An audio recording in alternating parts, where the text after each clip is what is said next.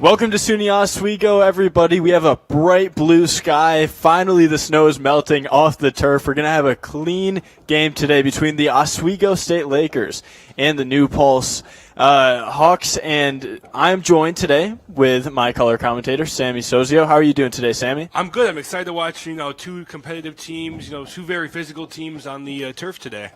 Before the game, we are going to be having a senior ceremony recognizing all of the seniors on this team and what they've contributed to the team throughout their years here at Oswego. Oswego is going to end up with nearly 10 seniors almost. So this is a veteran team. I mean, we have Matt Bender, we have Maximilian Broadman, Owen Spearing, Max Hahn, Chris Schmidt, Garrett Petrelli, Tyler Stevenson, and Liam Sexton, all going to be getting recognized on the field right now. So number 3, Maximilian Broadman, was just recognized on the field. He's been with the team for a while now, obviously as a senior. He's coming out of Penn Yan, New York, so he's a New York guy.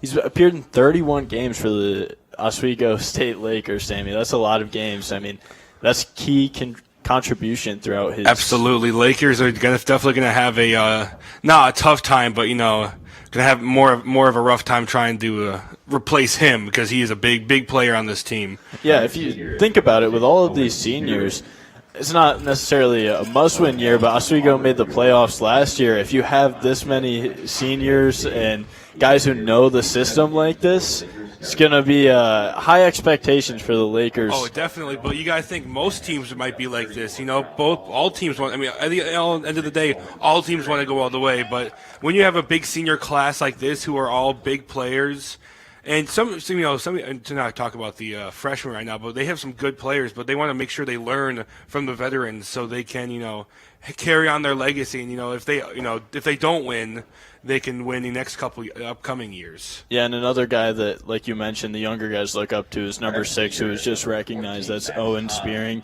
He's from Auburn, New York. Looks like he has his dad and mom on the field with him. He appeared in 27 games, so he's been here for a while, too. He's been contributing. He started 13 of those 27 games.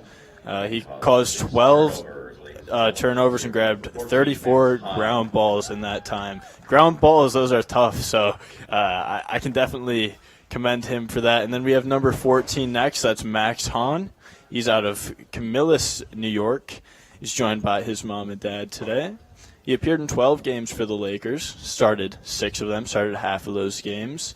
And throughout those 12 games, he's caused 6 turnovers, super important. Yeah, you got to think most of these last 2 players they have talked about have been big turnover machines for them, and that's a big burden to carry.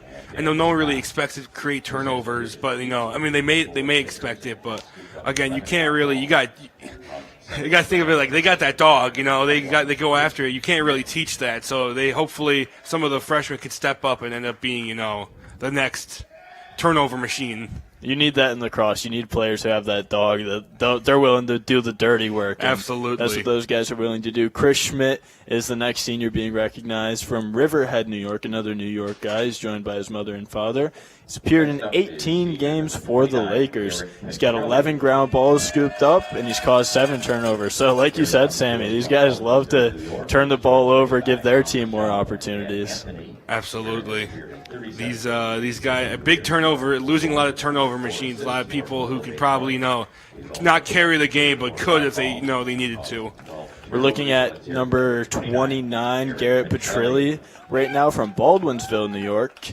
He's appeared in 37 games. Now, that's a high number. He's been here for a while. He's been contributing for a long time for this team. 4 goals and assisted 4 others for 8 points. He scooped 34 ground balls and has caused 12 turnovers. Impressive resume right there. Very impressive resume. Tyler Stevenson from Watertown, New York, the nice upstate New York area. I'm familiar with it. He's appeared in 42 games. That's a lot of games for the Lakers, starting 33. Yeah, so that's a big player right there. That's going to be a big loss for the Lakers. Scored 3 goals and assisted 4 times for 7 points. Scooped 77 ground balls. So a lot of work on the ground, causing 21 turnovers. Another turnover machine. A lot of turnovers from these guys. And it looks like we're going to be moving on to our final senior here in Oswego. It's always good that they're able to recognize their seniors and give them the credit they deserve, give them a nice warm send-off in their last season. Yeah, I mean, it's not just for the players, too. It's for the players' parents who have been with them through the entire thing. It's like, you got to think about parents are like, wow, you know, they live for their kids, and it's their kids' last season. They feel for them, so they kind of get recognized too a little bit. And then this is number 42, Liam Sexton from Camillus, New York. He appeared in 35 games, starting 30 of them, so he is familiar with the starting role on the Lakers team, scoring 41 goals and assisted 25 goals, with a total of 66 points. Those are some good numbers that I like to hear. 35 ground balls, 10 turnovers from him. They're losing a lot of key players, so I hope Coach Andrew Daly can figure out the next up, next man up. But Oswego, they have a great program. They've had a great program, so I'm not too worried. But again, you want to take it one game at a time. Let's be real. You don't want to be too anxious to get ahead and win the entire thing. You got one game at a time. Okay, and that's going to be it for the senior ceremony. We will see you when we get back. This is Nick and Sammy reporting for WTOP Live Sports. We will see you after the break. Would you like to try snacks from faraway lands? Or snacks with bizarre flavors? How about snacks in new ways? Or snacks you've never tried before? You don't have to go far to find these snacks. They can all be found here at Snacks on West 1st Street.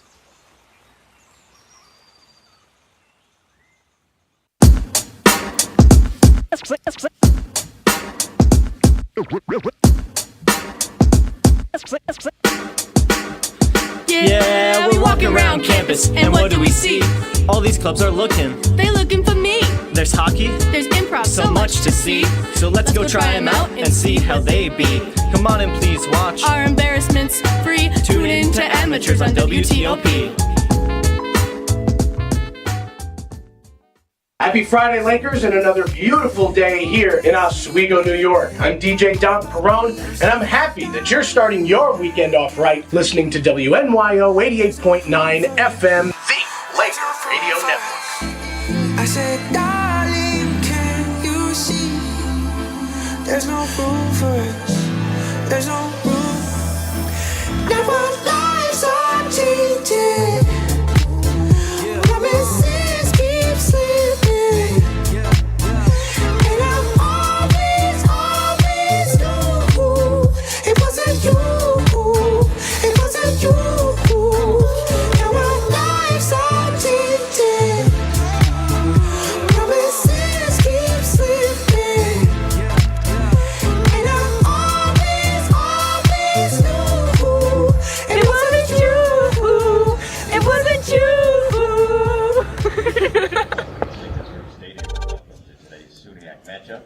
Welcome back to Laker Turf, everybody, here in Oswego, New York, for this mid-season SUNY Conference matchup between the New Paltz Hawks and the Oswego State Lakers.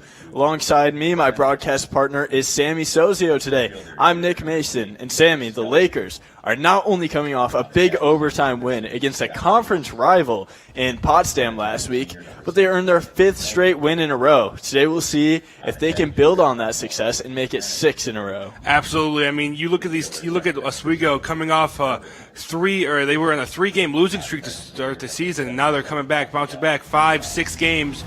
You got to take, again, I talked about it a little early, you got to take it one game at a time. You don't want to be, don't want to be too, feisty. You got to take it one game, one play, one quarter, one period at a time. You never want to get too anxious or excited. Yeah, Sammy, I agree with that. And now we're going to check out our players to watch this game. We have some talented players, Sammy.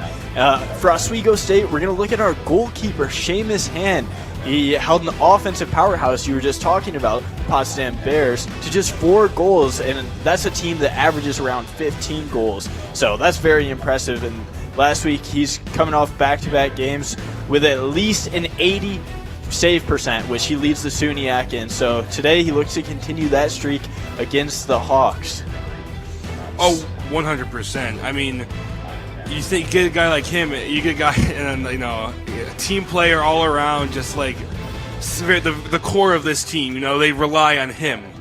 Yeah, that's the thing in lacrosse. You want your goalie to be strong. A team rallies around a good goalie, and Seamus Hand, one of the best in the SUNY as a goalkeeper, so he's a big contributor to this Oswego Lakers team. But New Paltz, they have their strength of their own, and that's going to be James Flanagan. He's been their #1 offensive player this season. He's coming off a 4-point game with 2 goals, and it's 3rd in the SUNY in points as of today. If there's anyone on the Lakers if there's anyone the Lakers should be looking out for, is this man right here in James Flanagan. 100%. He's fast. He's tough. This is a guy you would not want to meet in a dark alley. Okay, he is strong. He's physical. He's not afraid to get down and dirty. But at the end of the day, you gotta look out for him. You gotta look out for basically all the players, because he's a player that makes other players make plays. You know what I mean? He assists, passes. He was all around team player. Another great addition to the Hawks. The Hawks, yeah. And James Flanagan, like you said, he's an all-around player. Well, he does lead the team in goals, assists, and obviously that makes him the leader in points. So he is their guy. He's the one that Oswego's going to want to shut down. And Oswego's had success when they're able to keep games low scoring. So as for Oswego, that's what they're going to want to do, is keep this a low scoring game, because they've found success in that. Oswego can play all around. They can play offense, defense, and obviously their goalkeeper, Seamus Hand, is amazing. So that's what Oswego is going to be looking to do. But Sammy, we've provided great info on what to look for today. Now it's time to see what actually happens. I know. Let's see if we know what we're talking about. Face-off's about to get started. Hopefully all the sticks out there are legal. The referees are always keeping an eye on those, because we know that both of these teams have the ability to score. Face-off coming soon. Both players lining up in the middle. It's game on, Sammy. I know. Ooh, big. New Paltz going to take over on the face-off, going to send it back into their defensive area, kind of spread out the field to get the game started.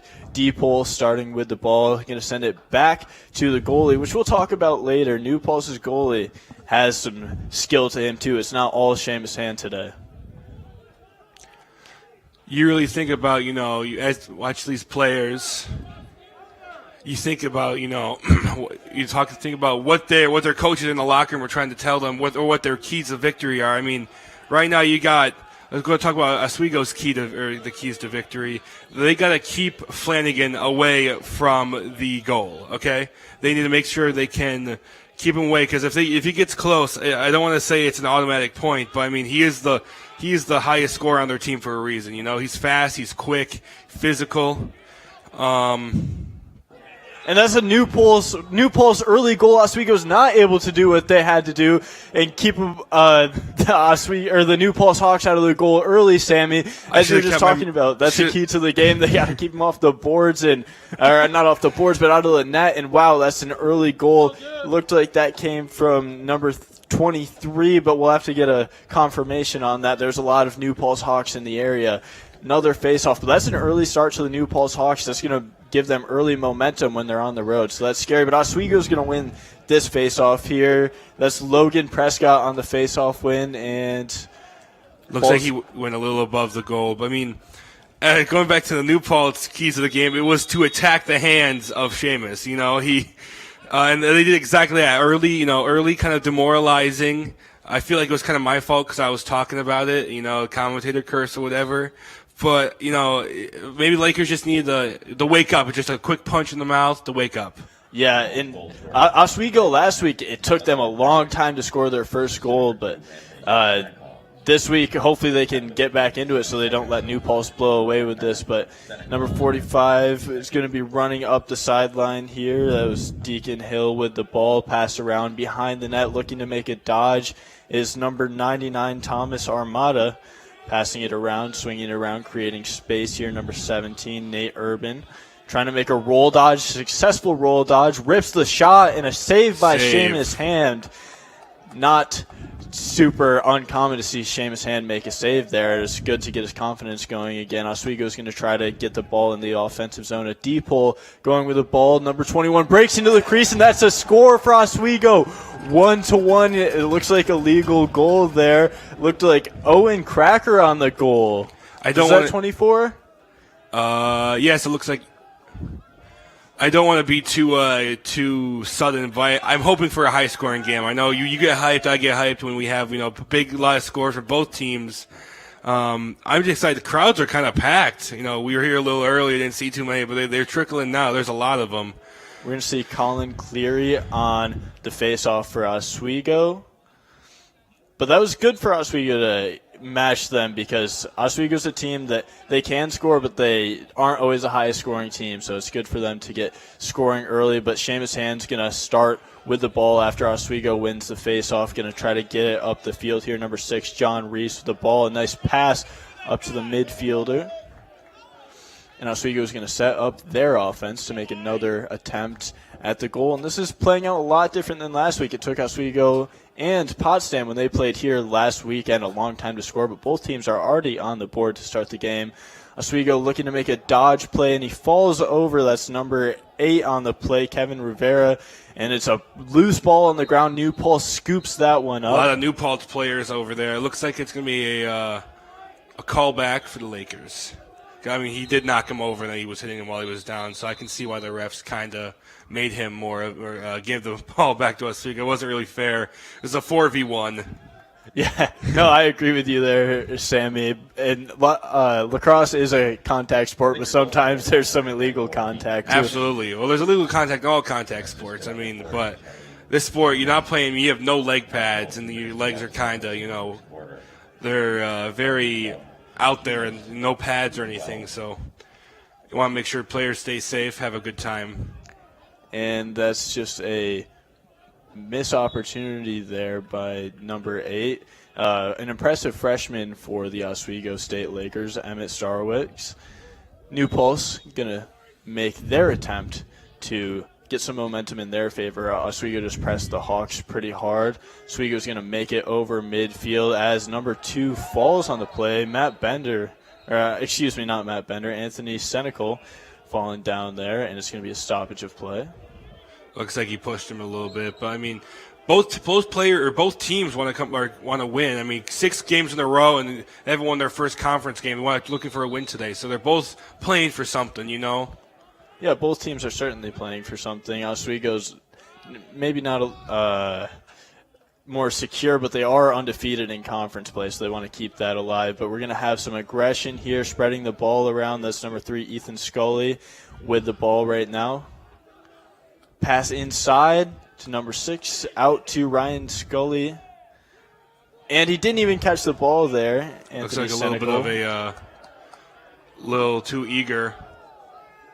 Contact, loose ball, and a whistle is blown. Stoppage in play. Got a little bit hectic there. The refs had to shut that one down. Yeah, it was a little bit of a not brawl, but a lot of contact. And New Paltz is going to go back. Oh, and another stoppage of play. Referee's going to have some commentary with the players and the other officials. Not quite sure why they stopped play twice there. It might be. Well, we're back in play again. I'm not sure what the referees. Yeah, I'm not sure what what happened over there. Anthony Senecal with the ball, going to try to make some kind of dodge move. No, he's going to go to the outside, looking to pass it over to number 7, Ryan Scully. Ryan Scully's going to come in with a hard shot and right into the hands of Seamus Hand. I'm surprised we didn't think of that sooner. But, Lakers playing some solid offense right now. They're passing the ball, making sure everyone gets there. Just looking for an opening. I mean, New Paltz defense is nothing to scoff at either. They're kind of, they're attacking both players. Defense is attacking the players who have the ball. They're kind of, double teaming them almost. But, after that one score, I think New Paltz is trying to lock down their D a little bit. Yeah, they have to because Oswego can score. As number 4 going in, Connor Asphodel looked like he was looking for a shot, and then he ended up passing it away. It's a loose ball on the ground right now. We're going to be scooped up by number 24, Hayden Coney, trying to make a play, and we're going to not have a shot. They're going to keep swinging it around. Oswego's very good at setting up their offense. They know what they do. There's not a lot of unknowns with their offense. Each of their players knows their role. They know how to create open shots, and we're going to not get a shot there. Players, they're looking for shots, though. Oswego keeps swinging it around here. They can't seem to penetrate that defense. But there's a shot, a bounce shot, number 42 on the goal. That's going to be Liam Sexton. Let's check out the replay on that because Oswego finally was able to break through and score a nice little bounce shot. Let's check out this replay here. Nice passing around, and you see a nice score there for Oswego that puts them up 2-1. Sammy, what are we seeing so far early in this game? I mean, still 8 minutes left in the first period. What have you noticed? I've noticed, well, both teams, they're playing rough. They're playing physical, and the refs are kind of letting them play, which isn't a bad thing. But we don't want anyone getting hurt. But we got to think about both goalies. You know, we talked about Seamus Hand, but Ryan Steinhardt, the New Paltz goalie, was named SUNY Defensive Player of the Week last week. So he's coming off of that. He saved 26 shots in one game against Brockport. He played all 61 minutes and had a 67 save percent, which is a lot, you know, in lacrosse. But we're thinking right now, we're thinking like 2 shots on him in the first period. That's not a good look for him. But I think he just needs to warm up a bit. He needs to figure out what's going on. Maybe he needs to think about Oswego's offense a little bit more, see what they're doing before he shows that shows the reason why he was Defensive Player of the Week. You know. Corey O'Connor with the ball, and I agree with you, Sammy. Both these goalies are excellent. Another big huge save. rip on goal, and that's the guy you're just talking about, Ryan Steinhardt, making the save. I mean, we talk about Seamus Hand in all of his glory, but Ryan Steinhardt makes a good save there. He got pressed, and he makes a move. A goalie with the athleticism, clearing the ball, and that's going to go out of bounds. But yeah, Ryan Steinhardt, I mean, going from Defensive Player of the Week last year, this guy's solidified in this league. He's had his ups and downs, but as of recently, he's been playing really well. So we'll see if he can keep up with Seamus Hand today. Number 42, a goal scorer on today, Liam Sexton, going to pass it around. A missed shot wide left for the Lakers. So Liam Sexton and Hayden Coney with the goals today. That's for the Oswego State Lakers. Oh, another big shot, another big rip, another miss. Looks like the goalie was trying to go out for it. He was a little agitated, maybe. Kind of just let that rip, but it bounced off of his stick. So the Oswego does get it back for a chance to get another goal. Now Oswego just passing it around the outside right now. Nobody's really breaking into the middle. Just fast passes here. Going around and looking for some kind of dodge and a deep shot.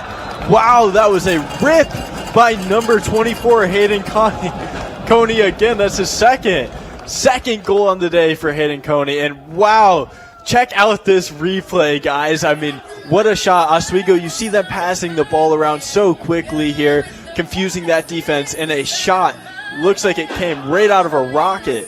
finds the back of the net, Sammy. That was a pretty good goal. That was an amazing goal. I mean, all around, all the players were passing the ball around. They were kind of faking it too, like little pump fakes.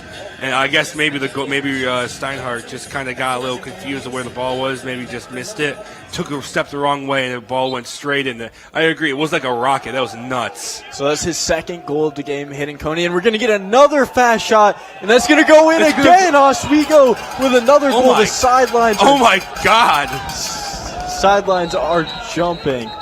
We're going to have another replay for that because that's a goal that deserves a replay. That's almost like he bounced it. It bounced off of him and went in the goal. That was nuts. I've never seen anything like that before. Yeah, I mean, you can see all of the intricacies of that play, but there wasn't much to it. It was just it was an accident. But I mean, good on the Lakers. 4-1 in the first period. I mean, that is, talking about 6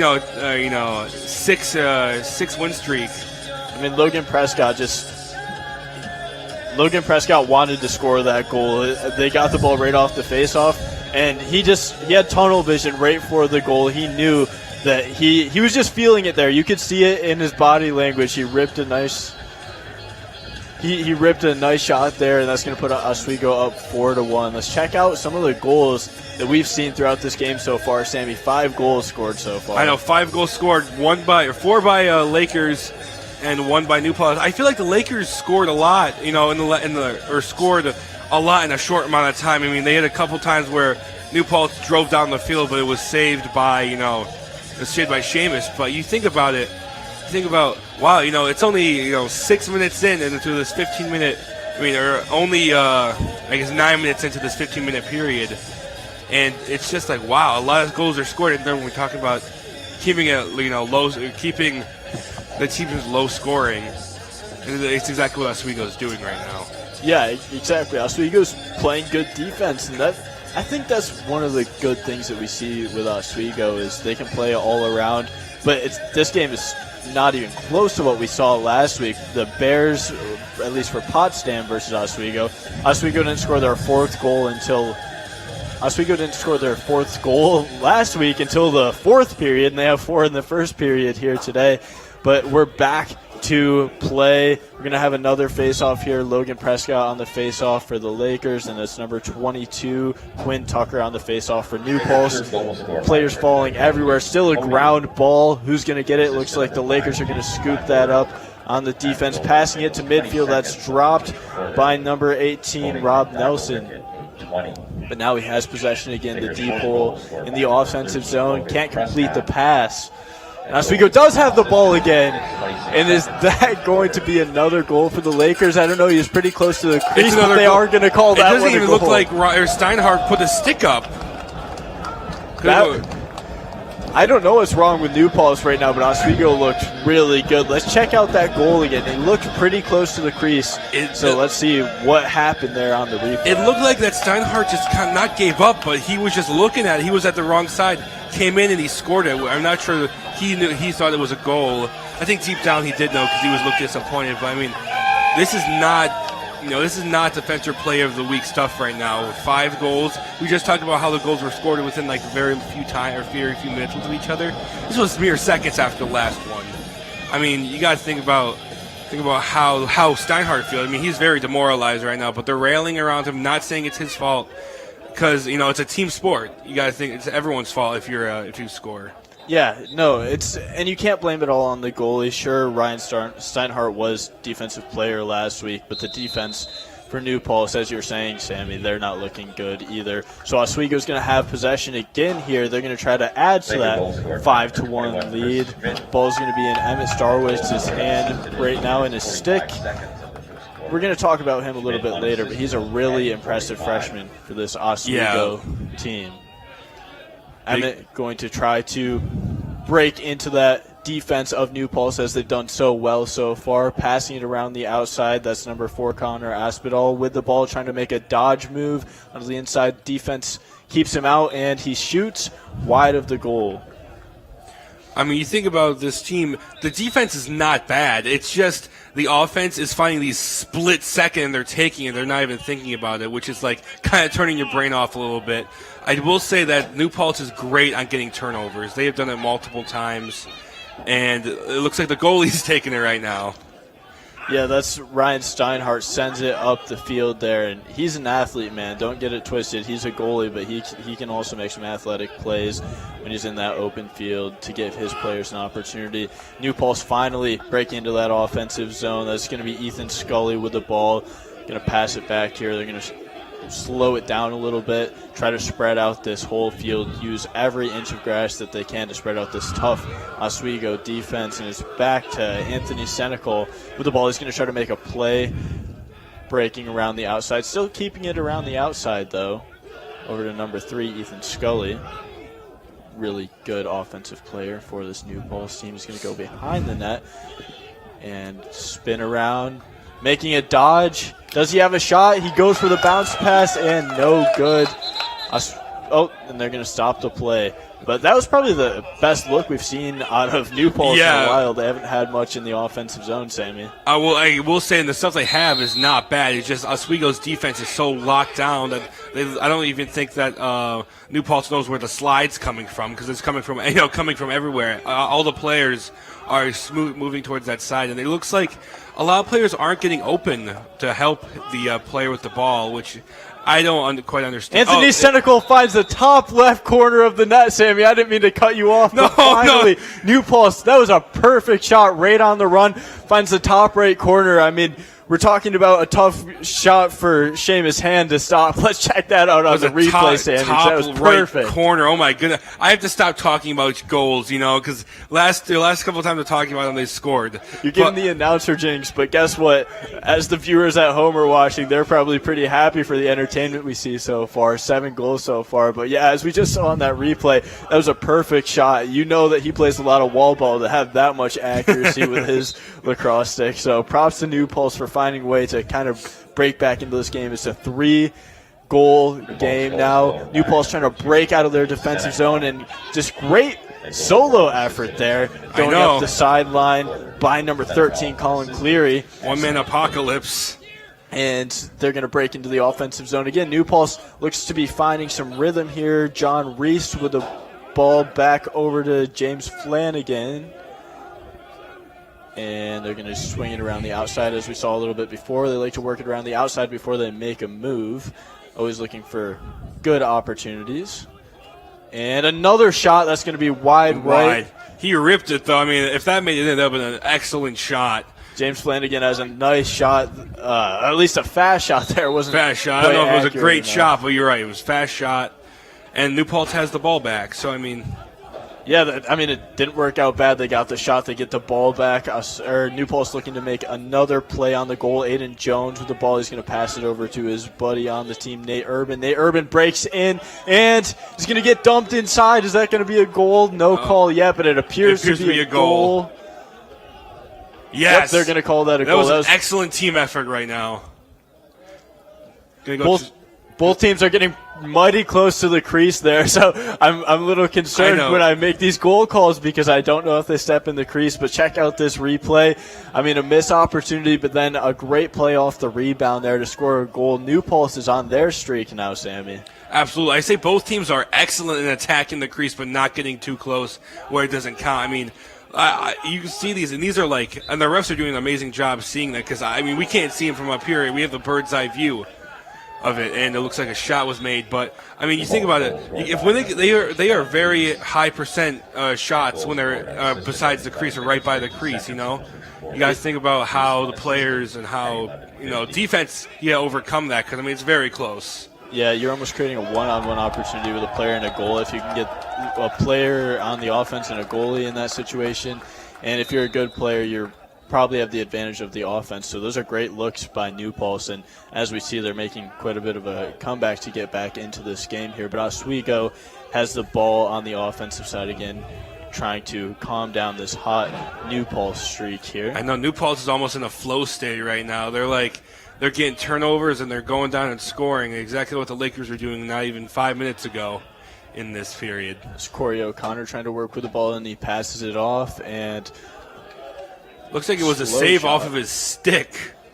Not even the net. A good save. It wasn't a fast shot, but it was an accurate shot. So nice little save there by Ryan Steinhardt. Oswego going to take another rip at this offensive zone. The ball is going to start in the stick of Liam Sexton, Liam Sexton, by the way, already has 1 goal on the day. Yeah, he's another big player for Oswego Lakers. It's going to be a shame to see him go. Maybe he comes back for a graduate year. I'm not sure yet. But a big loss for the Lakers. It's going to be a New Paltz ball here as Corey O'Connor goes for the pass and is blown New Paltz's way. And up to midfield goes New Paltz, breaking into the offensive zone. Now it's up to Oswego's defense to play how they started the game and end this streak that New Paltz is on. And it's going to be Ethan Scully trying to find something. And coming from behind is Oswego, but he gets the ball away just in time. Anthony Senecal going to make his attempt at a charge at the goal, and he goes for another fast shot, top left corner. Blocked and goes out of bounds. That's a fast shot. His cleat comes off. His cleat came off, yeah. That was an excellent save by Seamus right there. Talk about hands, and this guy's got them. He saved a lot. He saved a few, let a couple in, but that's okay. It's only the first period. You got a lot more time to think, calm down, react. And 1 minute remaining in this first period. New Paltz is really good at taking their time to make a play. And that's going to be a shot by number 99. Wow, what a rocket from Thomas Armetta, but it's going to be wide of the goal. You got to think, I mean, you got a ball going whipped at you. You know, it's rubber and concrete. I mean, it's what it feels like to get hit by one of those. Goalie just stares that down always. I mean, they're some of the bravest players, I think, in all of sports. Yeah, goalies, and especially with a sport like lacrosse, and you see this in hockey too, you have to have reflexes, and that takes extensive training. Seamus Ham's great at that. We have 1 minute remaining in the first period, and Oswego's going to try to get at least one more shot here on goal before the period ends. 50 seconds, which is going to be less than the shot clock, so they have this whole play clock to get their shot in, and that's going to be Oswego is going to actually lose possession of the ball. It looks like New Paltz should have the opportunity to scoop this up, and they do get the ground ball. New Paltz in Oswego's offensive zone, 30 seconds remaining in the first period, and that's going to be a pass. They're trying to make a move at the goal here. That's Ethan Scully. Ethan Scully's really looking to score. Yeah, they're looking to score one more, but they got to slow it down. Otherwise, they're going to make stupid mistakes and get the ball turned over. Only 15 seconds, though, Sammy, so not a lot to risk. Yeah, I guess that's true. And advance to the goal, but that's missed on the bounce shot. It looked like a good opportunity. It was just a little bit wide right of the goal. 7 seconds remaining. And New Paltz is going to not do anything because the referees are blowing their whistles. I think they're subbing out right now, the last 5 seconds. Yeah, well, in lacrosse, a pass only takes a few seconds and a shot only takes a few more seconds. Very true. I mean, I'd be surprised if I'd be excited if New Paltz got it, but they got 5 seconds to get it there and go. But I think they might just rip it in just to see what happens. They might pass at number 7 maybe, just to see. Yeah, Ryan Scully would be a good guy to pass it to, number 7. He's got a nice shot, and that's going to be the end of the first period, Sammy. Wow, an eventful first period. Contrary to last week, what happened, low scoring this week, we're getting a lot of goals scored, 8 goals total. What are you seeing so far in this first period of play, Sammy? I'm seeing a lot of physicality. Let's say a lot of people are being hit, a lot of shoves are being thrown. But right now, both teams are hyped up. They're pumped. They're excited. The adrenaline's pumping. But that's when teams start making mistakes. They need to slow down, breathe, because if they don't, they're going to get too excited. They're going to start making stupid mistakes. And whoever's the more calm, more collected, more thoughtful team is going to end up winning this game. Because this game is very, it's still in the running. I mean, Hawks came back, got 2 points, and held Lakers to no points on that run they had. So I mean, right now, New Paltz is kind of coming back, kind of punching them in the mouth as we go in the mouth a little bit, saying we're not an easy team, we're not going down easy. Yeah, you're right. The Hawks did not fold there. They kind of made it an effort to not let Oswego run away with this game. But The Break with Scott and Kaylee is a show that gives you a taste of exciting life of SUNY Oswego student. Join hosts Scott Brubaker and Kaylee Richmond as they host interviews, compete in challenges, and bring you along on their latest adventures. The Break with Scott and Kaylee airs Mondays at 9:30 p.m. only on WTOP 10. What a great organization WTOP 10 is. We are live from WTOP 10 here, Sammy, and we're going into the second period of play. Quite a high-scoring game, but you gave us a good recap of what we saw in the first period. I really like what you said with the Hawks just not giving up, because they could have. Oswego had just so much momentum in their favor at home. New Paltz is on the road today on the weekend. You could be a little, tired from the travel, and New Paltz decided to fight their way back into this game. Absolutely. Look at the coaches. Both coaches played D1 lacrosse. I think the Hawks coach started the program back in 2019. I think that's what I read. They're both kind of young. Both started 2022 season. Both started 2022 season, and now it's they're going head-to-head again. First time since last year, and they got. Last game they played was. Oswego almost ran away with it a bit, I feel like. But. Yeah, both of these coaches are fairly new to their respective programs, so it's kind of new cultures being built in both of these places. But New Paltz is actually in program history, and the SUNYAX has never defeated the Oswego State Lakers. Yeah, never. So that's something that New Paltz kind of has something to prove here again today. I mean, you don't want that streak to continue. It's absolutely almost embarrassing. But we're back in play, Sammy, here for the second period. New Paltz switching ends of the field. They're working it around. We're going to see their strong offense that came on early in the first period try to continue here in the second. Yeah, they're slowing down a lot, which makes me feel a lot better. better. Shot number 3. Sorry about that, Sammy, but Ethan Scully with an absolute rip. And what we're seeing from New Paltz, and I'll ask you if you agree, Sammy, is they're working it around, and then what we noticed earlier is they're getting those close shots to the crease based off passes. Another big shot. Yeah, they're really working for it. I feel like they can almost hear us in the booth, telling them, not telling them what to do, but figuring out suggestions. But right now, it looks like number 3, Ethan Scully, is one of their biggest shooters, or one of the Hawks' biggest shooters. I mean, they get it to him, and it looks like it's going to be, he's going to shoot. And another big shot from an already goal scorer today, Liam Sexton. He had a good opportunity there. He just misses the goal. I know that one hurt a little bit because it looked like he had a good opportunity to score, and he's going to miss the goal there. But you can't make them all. New Paltz has the ball again. Deep hole coming across the midline. That's Zachary Luing. And New Paltz back on offense. That's Ethan Scully. And relative of his, Ryan Scully, also plays for this team. So the Scully boys trying to make an impact for the New Paltz Hawks today, wearing orange. And they're going to set up their offense again. Nice, slow, and methodical, but then they do speed it up when they go to score. Number 2 with the ball, that's Anthony Senecal. Really good player for this offense. He's contributed a lot in there, and there's one of the Scullys there. It's Ethan Scully, passes it out, and the deep hole smacks it away. Came out a little bit. Good play by number 6 there. Owen Spearing almost causes a turnover. And a rip by number 2, and that's looking like a goal from Anthony Senecal from way downtown. I know. Don't see Seamus Hand let those kind of goals up, Sammy. What did we see there? Well, we look at the goal right now. We're looking at the replay right now. I mean, I think he might have lost track of the ball. I mean, again, these guys are excellent pump fakers. They do some dirty tricks, man. I don't think I would be able to keep up. But you look at the goalies, and like this, it is one of the hardest jobs. It probably is the hardest job on the field. You got to look at where they're coming from. You got to look at who has the ball. You got to keep track of everything, what side they're on. I mean, I think it was just like an honest mistake. He took a step to the left. We should have gone to the right.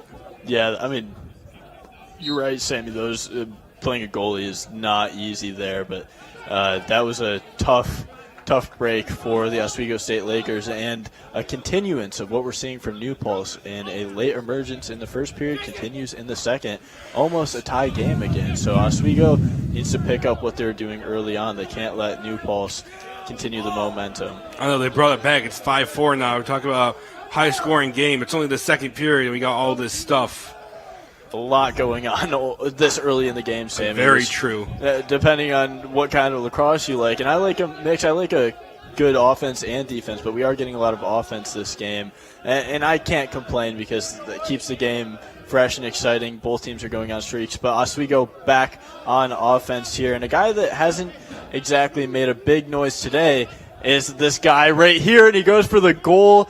That is Corey O'Connor, but he is the leading goal scorer for Oswego.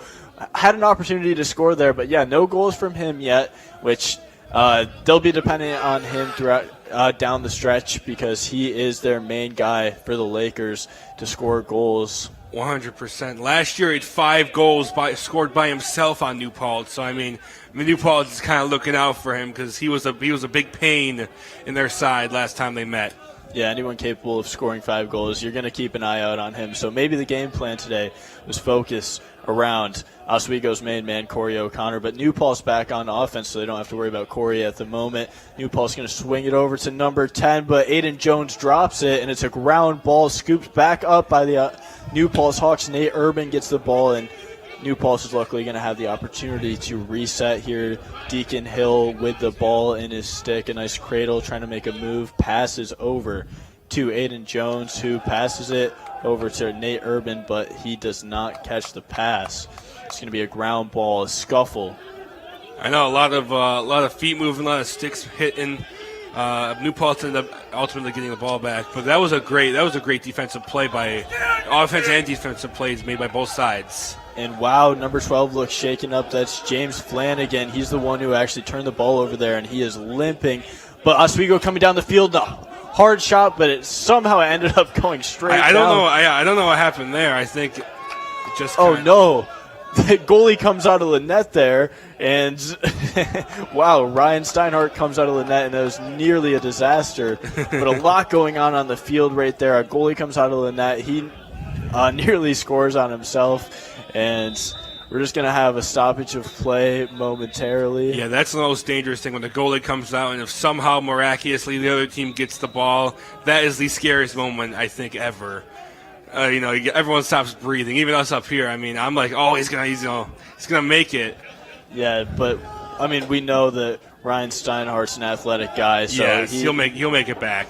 He's able to make those kind of plays, and that his team has trust in him when they have to do that. And it's just a really bad pass there by Oswego, but they're going to scoop that back up and look to set up their offense again, starting behind the net here. That's Sexton over to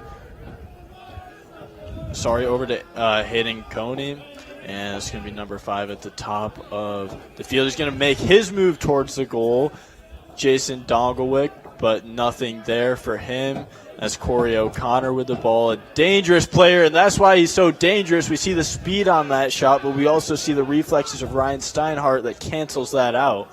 New Paltz going to work their way back up the field, and it hasn't been a goal in a few minutes here, which it's almost refreshing because we're getting goals every minute, so it's good to be seeing some defensive play in turnovers. You just said that you like how you like games that are both offensive and defensive. They must have heard you, because right now a very defensive game. Yeah, I don't know. We're just the ultimate announcer curse today. Everything we're saying. I know is it's coming true.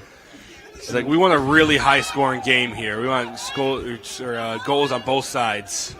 I want to see some big hits, too, so hopefully we can see some of those. But that's going to be Ethan Scully, one of the Scullys, looking to make a play here. He's been pretty active today. He's one of those guys who's really good at the roll dodges, and see if he can find some success there. But that's Anthony Senecal making the play. A pass over again to Scully, but that's going to be stopped by Seamus Hand, per usual. Seamus Hand making his mark seen here in the second period. A big pass down to midfield, loose ball on the ground. New Paltz has the ball back, so kind of reckless there. High risk, high reward, and the risk takes over. And a flag thrown on the field, though. It's called a goal, but we'll have to see what the referees. I'm sure the goal will stand, but I'm curious what there's actually 2 flags on the play. Yeah, it almost looks like, you go back to the pass that Seamus just had. Yeah. So let's take a look at that again. We're going to check out a replay here and see what exactly happened. But the goal is going to stand. It's a tie game for New Paltz. So that was interesting to see. Still a good goal, Sammy. But it must have been an illegal contact or hit in the back or something. But, goals, they must have declined it. Goal stands. And right now, if you're Seamus, the game is tied. New Paltz came back quick. And, it's not just your fault. We talk about how you're a team, but you are the last line of defense. Yeah, at some point they need, because they rely on Seamus Hand, so they need him to get back into his groove and not let this game get out of hand. But we do have a penalty right here on the Lakers, 49 seconds playing that out, and the penalty is on number 14. That was Max Hahn. New Paltz looking to take advantage. Number 6, sliding around, John Reese with the ball, passing around the outside here, being very careful of how they're going to set up this scoring opportunity. And a cut to the middle by Aiden Jones, but Aiden Jones not able to get a good look on the net. Looking around, and that's a rip and a save by Seamus Hand. So there's Seamus Hand doing what he typically does. Saving? Yeah. New Paltz is great on the cuts right now. Lakers. Ooh, that was a bad pass. But Lakers right now, they're cutting, or the New Paltz cuts are insane. Yeah, they're getting in there, getting into the 1 foot they can get in to try and make a shot. And it's worked a couple times. That's why the game's 5-5 right now. But right now, I think that again, Lakers need to calm down a little bit because they're eager to get a goal because I don't think they've scored this period. Yeah, the Lakers are cold right now, at least offensively, and obviously a little bit defensively too, is all the goals that they're letting up here. Looks like Steinhardt's sitting down right now. He's not needed right now. Oh, behind the goal, Those or are the behind goals the back. Those are the goals I love to see. Those are the ones we love to see. That's by number 6, John Reese. Yeah, we're going to go to replay of that right now. Yeah. That was the insane shots, man. That was so dirty. It was just behind the back, ripped it, got it in. Those are the demoralizers. And, of course, it was for the lead. Now, New Paltz, for the first time this game, is leading the Lakers. Yeah, I mean, Sammy, we just saw that replay behind the back. Sammy and I both love those behind the back shots. Those are the ones that take extra practice, but they pay off when you're good at them. And guess what?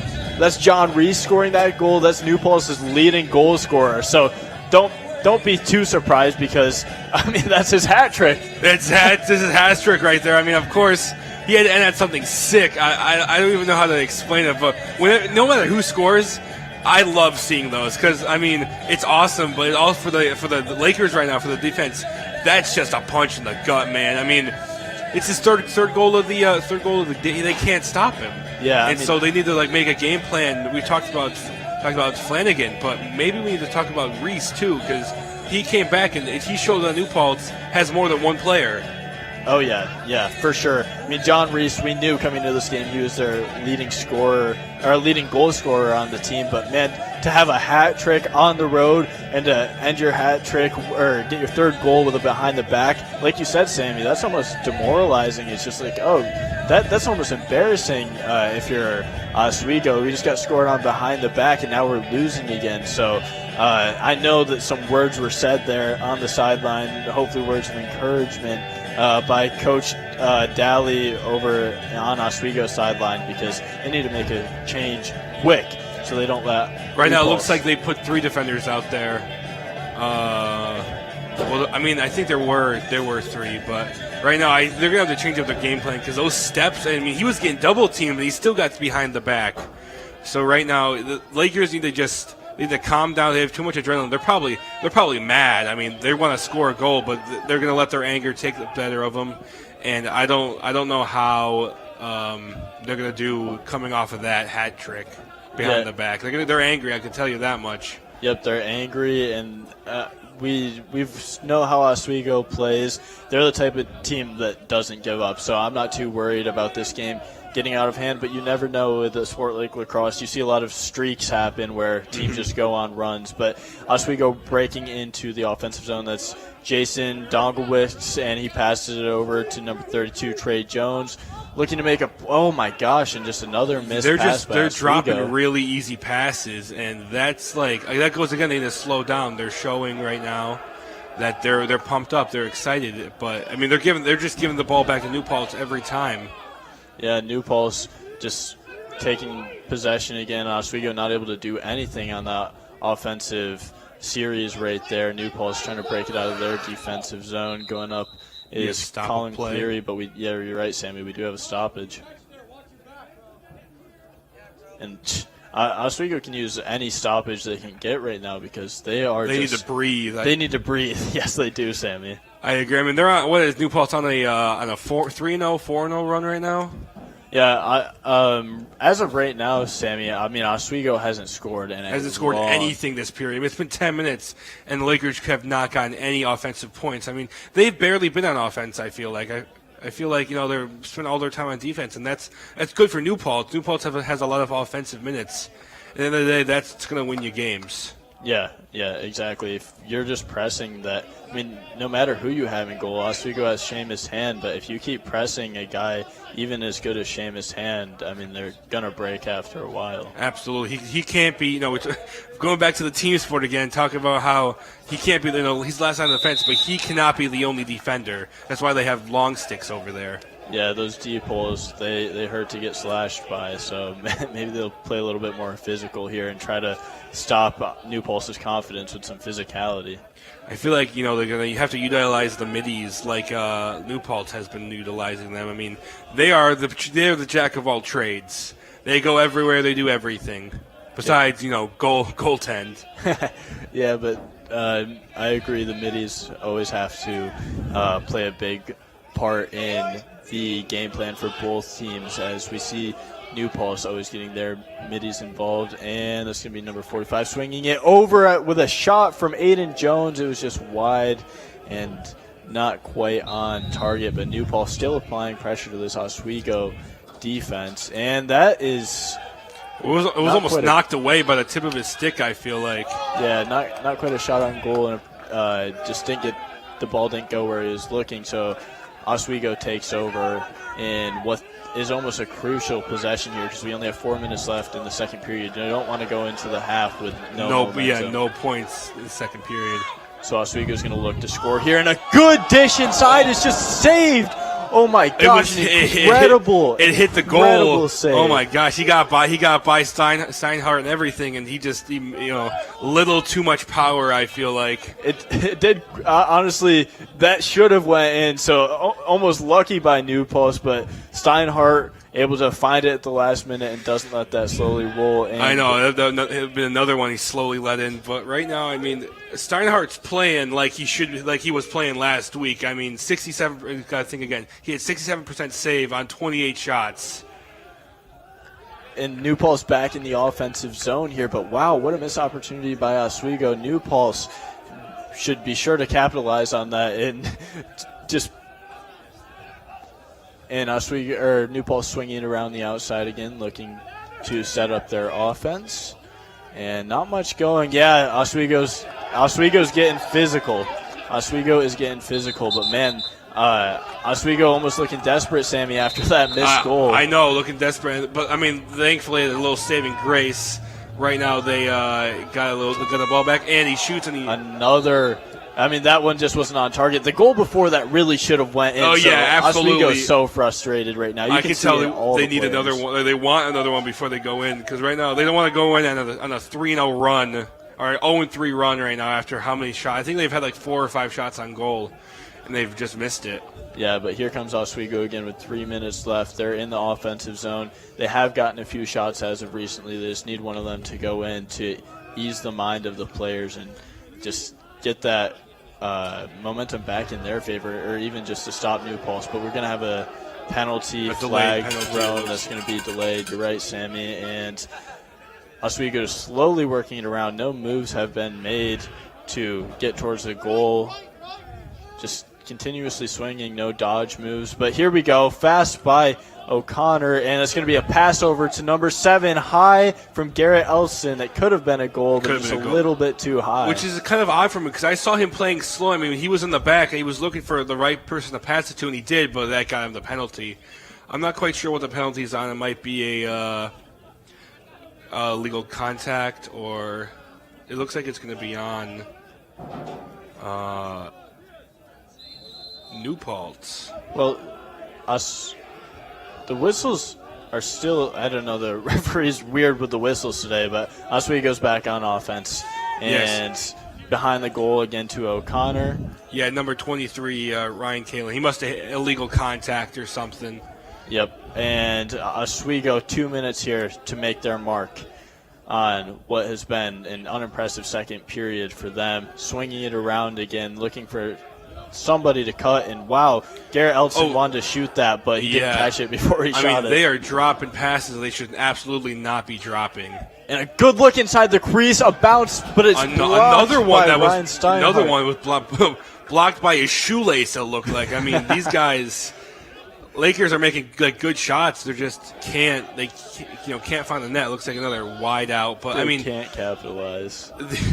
The wideout shots is what's killing the Lakers. They're just ripping it into him, and it hasn't been working. They're going to have to make some changes. I feel like they need to make it almost like a lofty shot. I mean, a little slower, but make sure it like floats in, because the way they're ripping it right now is absolutely not working. Yeah, I mean, they had a few opportunities that looked like they were going to go in, but by miracles of New Paltz, they didn't. So Oswego, 1 minute and 20 seconds to make their mark. They have to be feeling somewhat good, even though Corey O'Connor, now they're feeling good. Yeah, now they're feeling real good. Corey O'Connor, that's the guy that we've been waiting to see make a play all game. He's their main guy in Oswego. let's check that out again, Sammy, because that's one that Oswego needed, and it looked pretty talented. What do we see in here? I mean, you really see. We talk about it being lost. He absolutely did not rip it in. It was more of a slow, like, tap in, but that's all I needed. He got past Steinhardt, got the goal right in, and then it stopped the run they had. So now, talking about being, iced out, and they finally, pumping some life into this drive in the last minute, which hopefully they can keep on to the next half. Yeah, you called that one too, Sammy. You said the goal that's going to work for Oswego is not the fast goal, but the accurate goal. And O'Connor finds the open spot in the net, ties the game back up, and Oswego is looking like they know what they're doing again. They looked lost for a bit, but they're back in it now. New Paltz still has a minute to try to score here, but we're going to get, it looks like, a timeout called. I feel like if you're Coach Dolly, you're like, stop dropping the easy passes. Going off of that, we talked about Corey O'Connor. I'm sorry, a little bit before. He is again the leading scorer of the last year's game against New Paltz, and 5 shots on goal. We're going to go to the replay of his goal. I mean, you talk about not ripping it. He absolutely did not. He tossed it in there a little bit, but that's all you needed, man. That's all he needed to successfully score a goal, stop him from being iced, pump some life into the drive, the last minute of the game. I mean, this has been a high scoring first half. I'm excited to see the next one. Yeah, well, we just saw the replay again there. A little bit of finesse by Corey O'Connor. That's a guy who knows how to place a ball when he needs to in the net. He knows where to attack. He had great awareness there, standing right on the edge of the crease, finds the open spot, and he's their main guy, Sammy. You said it. He's their leading goal scorer, so they needed it. But even though Corey O'Connor did just score that, they previously before that they just missed a few not wide open nets, but wide open looks that just didn't go in. I mean, they see an open net, an open spot on the net, and they just let it rip, and they can't do that. I mean, Corey figured that out, but I mean, they missed it. They missed a couple easy ones, like that one that he had at the lower, just hit the orange pole. He needed a little more oomph to that, or a little more just like pull to that. It would have been totally fine, but yeah, you got to put some. I don't know if touch is finesse would be the word I would use. You got to put some finesse on it. Make sure it goes in and you're not just ripping it, because I mean, it'll hurt the goalie, but also it won't hurt the goalie, but it might go in just because he sees a ball going 120 miles. I've gotten hit with a couple of those, and they hurt, man. They will leave a bruise, but that's what they're out there for. They love the game, so I'm sure the players are okay with that. New Paltz has 53 seconds to try to make their revenge goal on Oswego. The ball is going to start in the hands of Anthony Senecal. They're going to put the trust in him to spark this offense and try to make a play to score here before these 39 seconds run up in the first half. And number 20 is going to be guarding him for Oswego. That's Austin Stroda. And just going to work it around the outside. New Paltz is going to take their time here because they still have 24 seconds. They're probably only looking for one quality shot. And there he goes, Anthony Senecal trying to make a play, rips around the outside. A nice pass over to Scully, but Scully not able to score. 10 seconds left. I think Lakers should just let the quarter drive out. They're looking like they want to score a goal. I think he's going to let it rip. Yeah, he just takes a full Hail Mary there. That's going to end the second period, Sammy. That was an eventful first half, so break it down for us. I mean, that was a very eventful first half. I mean, not so much second period, but I mean, you think about the drive that New Paltz had, and that was exciting, man. I mean, they were losing coming into the second period. I don't know what the coach said, but he must have been like, guys, take it slow. Remember your cuts, remember your fundamentals, and that's all they really needed to do. I mean, they relied a lot on their fundamentals, and that's what made them in. Besides that one hat trick behind the back, which was really cool. That's the one I'm going to remember from the first half, is those behind the back fancy goals. Those are the ones you put on your highlight tape. But yeah, Sammy, absolutely. It's going on this huddle right after this game, I guarantee it. Yeah, 6-6 coming out of the first half. Great play by both sides. Oswego's getting back into their groove. New Paltz has been in their groove. I think we're going to see a really eventful second half in this conference SUNY play. This game means a lot for both of them because it's an in-conference game. You need those conference wins to achieve one of those 4 playoff spots. Yeah. So, Sammy, Coming up is the break for the halftime, and we'll see everybody back in the third period. This is Nick Mason, Sammy Sozio on the call at Oswego State between the New Paltz Hawks and the Oswego State Lakers. We will see you in a minute.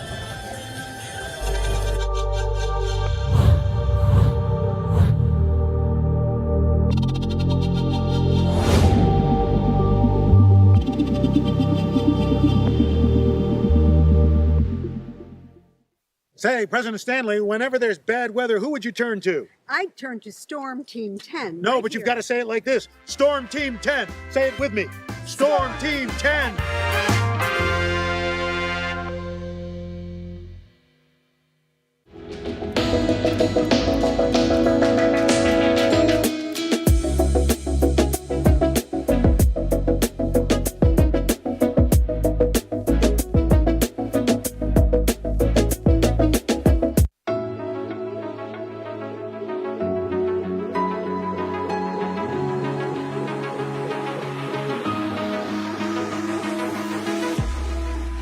Roll it.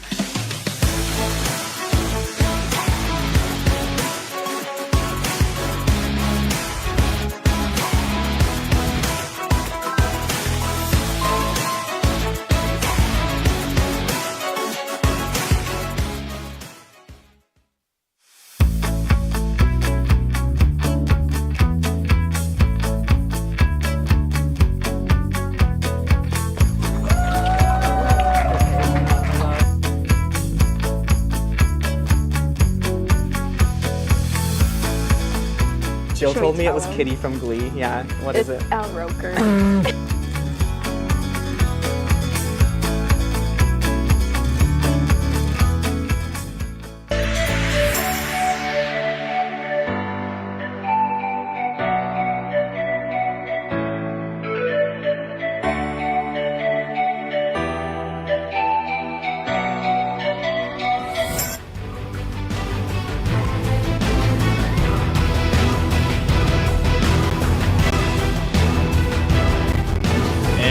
We are going to be discussing what we just saw in the first half, Sammy.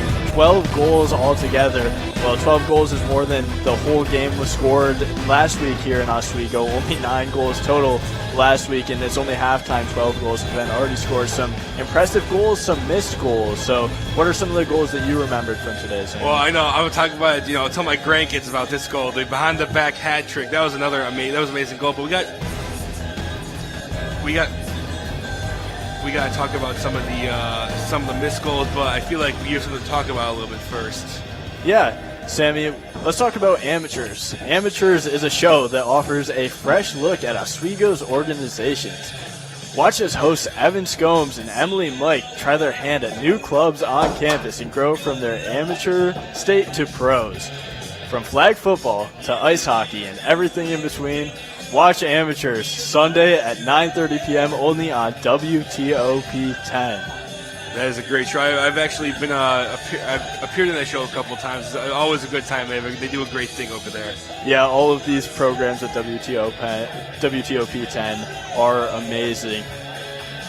Yeah, so let's talk about the game summary, Sammy. I mean, we are halfway through the game, 12 goals. What else are we looking at? Well, as you said yourself first, the 12 goals, but both teams are playing way more aggressive than they have been. I mean, I think that was kind of like the good thing for New Paltz and downfall for Oswego. They wanted to stop being iced. They wanted to get goals. Everyone wants a big scoring game, which makes the game exciting. But at the end of the day, Oswego just kind of has to calm down because right now New Paltz had a huge period. I mean, they tied the game up. They were leading for a bit until the last minute goal there. But I mean, you think about it, and you think about how all these players are. I mean, again, what they want is their 5 or 6-0 win streak, and New Paltz is looking for their first conference game. And that's just it's gonna be a great game to watch. I'm excited to watch the next couple periods. Yeah. Well, I'm excited too, Sammy, because it's been a good game so far. At the beginning of the broadcast, we talked about a few players that we wanted to watch, one being Seamus Hand, one of the better goalies in the SUNYAC. And Sammy, what I've noticed with him is he's had a rough start so far. I mean, this isn't what you normally see from Seamus Hand. He's consistently having around an 80% save percentage, and today he's letting in a lot of goals. Are you seeing something different, or do you agree? I agree. I don't know what's going on with him. I think it is a little cold out there. It's a little bit chilly, but he's played in this weather before, so I'm not really quite sure what's going on with him. Maybe having an off day. It is kind of flu season, cold season. Could be playing with that, but you got to think about it. I agree. It's not something normally you see out of Hand. Yeah, but I'm sure he'll bounce back in the second half. I mean, he's one of those players who knows how to compete. He won't let this get to him. But we were also looking, going into this game, on the New Paltz side, James Flanagan, and no goals so far, but he does have an assist. He has got a couple of shots. He also has a few turnovers, too. So he's had his ups, he's had his downs. He definitely hasn't taken over this game, though. Oh, absolutely not. I think that maybe Lakers knew they had to shut him down a bit, and so they did. Yeah, and around the SUNYACs today, we have a couple games going on. We have the Naz at Cortland game, which is non-conference, but we always like to see a couple non-conference games against bigger schools. We have Oneonta at Plattsburgh, which is another big game happening around the same time as us right now. Sorry, the Naz Cortland game already happened. I'm sorry about that. That happened the third. Cortland at Brockport at 2, which is going to be another huge game. I mean, they're coming off a loss from Brockport, Brockport's coming off a win, 13-12 overtime win against New Paltz. Yeah, and Cortland's also currently ranked number 1 in the SUNYACs right now. So that's a big game. I know a couple people playing. And Potsdam at Geneseo. Potsdam coming off the overtime loss. I think Geneseo won last week. Yeah, Geneseo's 2-1 in the conference, so if we're talking conference play, they're doing a little bit better than Potsdam. Potsdam's 1-2, and like we mentioned before the game, Potsdam played here in Oswego last week, suffered a pretty devastating loss after a hard fight between Oswego last Sunday. So if we're looking at the SUNYAC standings overall, well, going into today, we had Cortland in the first place with Oswego following straight behind in second. So we have the honor of watching Oswego play, both of them undefeated in conference play. Yes. That's what gets you to the playoffs in the SUNYAC League. Following Oswego is Geneseo with another 2 wins in the conference, but also 1 loss. Brockport following Geneseo in 4th right now, and 4 teams make the playoffs. So as of right now, and it's only halfway through the season, Brockport, Geneseo, Oswego, and Cortland would be in. Brockport being the 4th team with a 1-1 conference record, and then the final 4 teams would be Potsdam, New Paltz, Oneonta, Plattsburgh in that order. Potsdam with 1 win in the conference, New Paltz, Oneonta, and Plattsburgh all with 0 wins in the conference. So those bottom 4 teams are struggling. Absolutely. As you said, it's only halfway through the season, and if you look right now, these could change anytime. There's only 1 game separating us from Cortland and Geneseo from us. I mean, if we lose this game and Geneseo wins today, we are switched. And if we go look at Cortland, if we win today and Cortland loses today, that puts us in 1st. Which would be huge for the Lakers. I mean, if we can keep that if they can keep that momentum, they get home field advantage in the playoffs. They get I think, home field in the playoffs. Yep. So the playoffs for this, since there's only 4 teams, Oswego has experience in the playoffs. So does New Paltz. So if you're wondering why we're seeing such a competitive game today, well, both these teams were in those 4 playoff teams last year. Both these teams have talent. We're coming out of the halftime here, and like we mentioned, Sammy, we're expecting a really big second half. So Oswego wants to get this win to maintain their standing in the conference. New Paltz the season's still young, but they almost need a conference win here, because starting 0-1 in the conference will not help you when it comes to playoff time. But we are off in the second half. Oswego going to start with a win on the face-off. Oswego breaking into the offensive zone early of the New Paltz Hawks. It's going to start with Sexton. Sexton over to Eldson. I will say there was a lot of scoring when both teams were on the left side of the field. So maybe it's just, a little bit of a curse or a jinx or something. We'll see. We'll see this in game. A big shot there by Emmett Starwick, freshman. But yeah, Sammy, that is something interesting. It could have something to do with the sun, though, because those helmets are open and sun can get you pretty easily. And Corey O'Connor with the ball again. He looks to make a great pass there, just nothing open. No shot available for Emmett Starwitz off the pass, but he's looking to make a play from behind the goal. Looking to pass, actually, and then he goes for the shot. Flags on the play. Starwitz hits the ground. He misses wide left. Misses wide, but I think I don't think it was entirely his fault. I think New Paltz just whacked him, so like he wasn't able to get the goal. Yeah, let's. We want to talk about the penalty right there. I think it really was just, he was wide. I mean, he shot wide, but I think it was because he hit the stick, or New Paltz hit his stick and knocked him over. So I mean, I don't want to say he would have made it if he didn't have the penalty, but I believe he would have. Yeah, and that penalty is going to go on number 11 for the Hawks. That's Zach Schmidt. 1 minute, and here goes Oswego, sending it around the outside, and you're going to look to strike there. O'Connor finds the top left corner of the net. O'Connor's so good at finding right in front of the crease. I mean, Sammy, let's watch this replay here because O'Connor, he knows what he's doing. I don't really have words to look at this replay, but I mean, top right corner. It was Steinhardt wasn't fast enough to get in there, but Corey is really telling us why he's making a statement here. Sorry, his second goal of the day, both on Steinhardt. He's really showing how he is, or why he is one of the leading scorers of Oswego. Yeah, he showed that just ability to score when he's right one-on-one with the goalie, and he's won both times going up against Ryan Steinhardt. So good on Corey O'Connor to kind of take over this game again for Oswego, because they do depend on him as their leading goal scorer on the season. New Paltz is going to look to respond on their own. Yeah, with that, Oswego overtakes the lead that New Paltz had on them. Or they overtakes the tie that they had. Yep, Oswego finally back in the league because New Paltz did take the lead. By number 11, and Corey O'Connor. A trip, but nothing's going to be looks like there. We do have an injury on the play. Looks like a clean hit, man. Maybe he just fell wrong. But right now, we got to look at the other side of the field right now. Yeah, so the penalty wasn't called, so they're going to call it a clean hit, but there still is an injury, and the whistles are going to blow. Yeah, I mean, the whistles will blow. He's on the field, but you think about this game. He is a huge player for him, and going out right now may not be the best thing. I mean, Lakers are in the lead, but I mean, the Lakers just made a great play on offense to. Yeah. We'll check out the missed goal. I mean, we saw Corey O'Connor make the goal before that. He made a nice strike, but there was another missed goal there. So, and we've seen a lot of those today, missed goals. Looks like he's getting up and walking off the field, so that's good. You put in a sub for him. Yeah, always good to see the players able to walk off on their own power.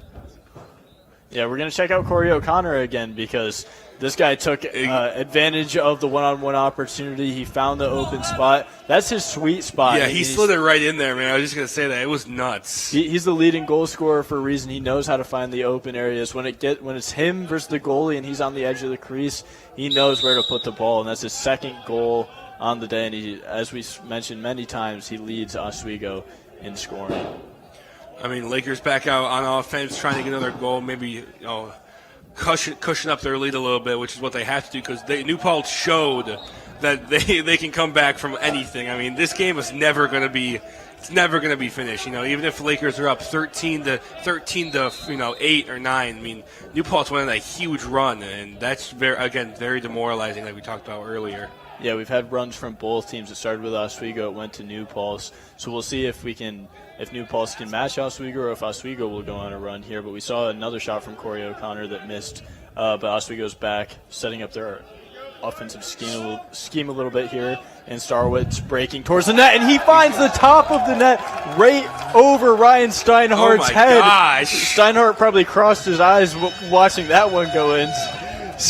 Sammy, we got another replay for the viewers at home, and this replay is worth watching. What are we seeing? This is I mean, he just took a knee and shot it right up there. Oh my, that would have been an amazing. I mean, if it missed, I mean, if I was a coach, I'd been mad. He took a knee and kind of swung it up a little bit, but that was an amazing shot. I mean, he's right above him. I mean, he's not as tall. I mean, he's not a small guy either. I mean, you look at him; he's almost the entire goal. He must have just been, again, they're finding these 1 little inch of room that they have. They're taking it, which is, you love to see in this sport. We got high scoring, low injuries. That's what at the end of the day. That's what matters. Yeah, that's Emmett Starwitz's 3rd point on the day. 1 goal, 2 assists as a freshman. This guy is a big asset to this Oswego program. This guy is a beast. Him and Garrett Elston, man, they might be the next generation. The freshmen are already huge players for him. Yeah, we talk about the senior day today for Oswego, so it's always sad to see your seniors go, but the Oswego has some freshmen that are definitely going to step up, as we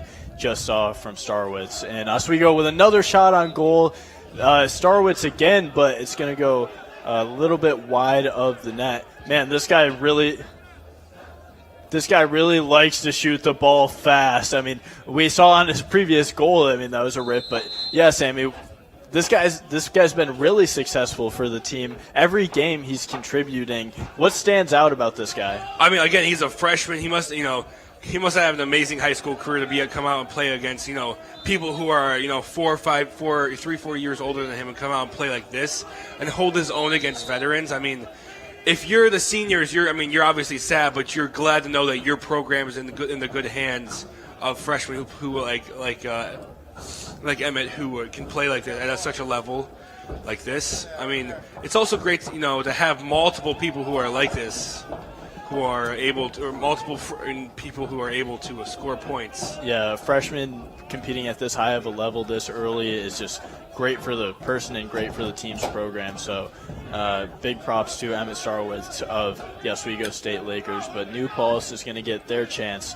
to respond to this 2-goal deficit at the moment. And we've seen them do it before, so I wouldn't be surprised for them to do it again. They're just going to slowly set up their offense, as we see so often from the Hawks. A slow start, and then they find a cutter usually, and the cutter is usually pretty good at scoring. But we'll see how they run their offense going in the second half. We haven't seen much of their offense. A lot of swinging around the outside in a swim move dodge. And it's, oh my God, he found the bottom right corner there. Wow, what a snipe by Deacon Hill. I wasn't even expecting a goal. I wasn't expecting to call a goal there. I thought he was going to pass it too. That was an excellent pump fake. I mean, if you look at the replay right now, he just slid it in the ground there. It was a perfect shot. I mean, if Seamus's foot was any closer to the ball, it would have missed. Again, these guys are so great at just seeing a quarter inch of white fabric, and they let it rip, man. A little white mesh. Yeah, Deacon Hill, wow, precision, accuracy, all of the above he checks on that question, because he found the very bottom right corner. You can't even really guard that one. If you're able to hit any of the corners in the lacrosse net, it's hard to defend, so Seamus Hand kind of had to watch that one go by, and that makes it a 1-goal lead for the Oswego State Lakers. Both teams looking put together here in the second half, as we see Oswego getting their chance to respond to New Paltz's goal.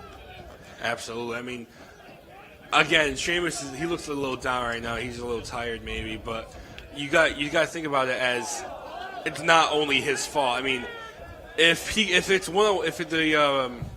the attacker is one-on-one with a goalie, you already messed up. You never want to be one-on-one with a goalie, because the goalie has a big stick, and they're not, goalies got to be quick, so they're not always like the biggest guys. They have to be able to get everywhere in the thing within almost a quarter of a second. They'd be able to get one side to the other. Yeah, and both goalies we mentioned, Ryan Steinhardt was elected as the Defensive Player of the Week last week, and then Seamus Hand's been great all season. To see 8 goals scored and 7 goals scored respectively for both teams, it's kind of surprising, but we also know that both teams have very good offensive weapons, so we're seeing the offense prevail more than the defense a little bit today. Oh, absolutely. I mean, you got to think about it too. Both teams want to win.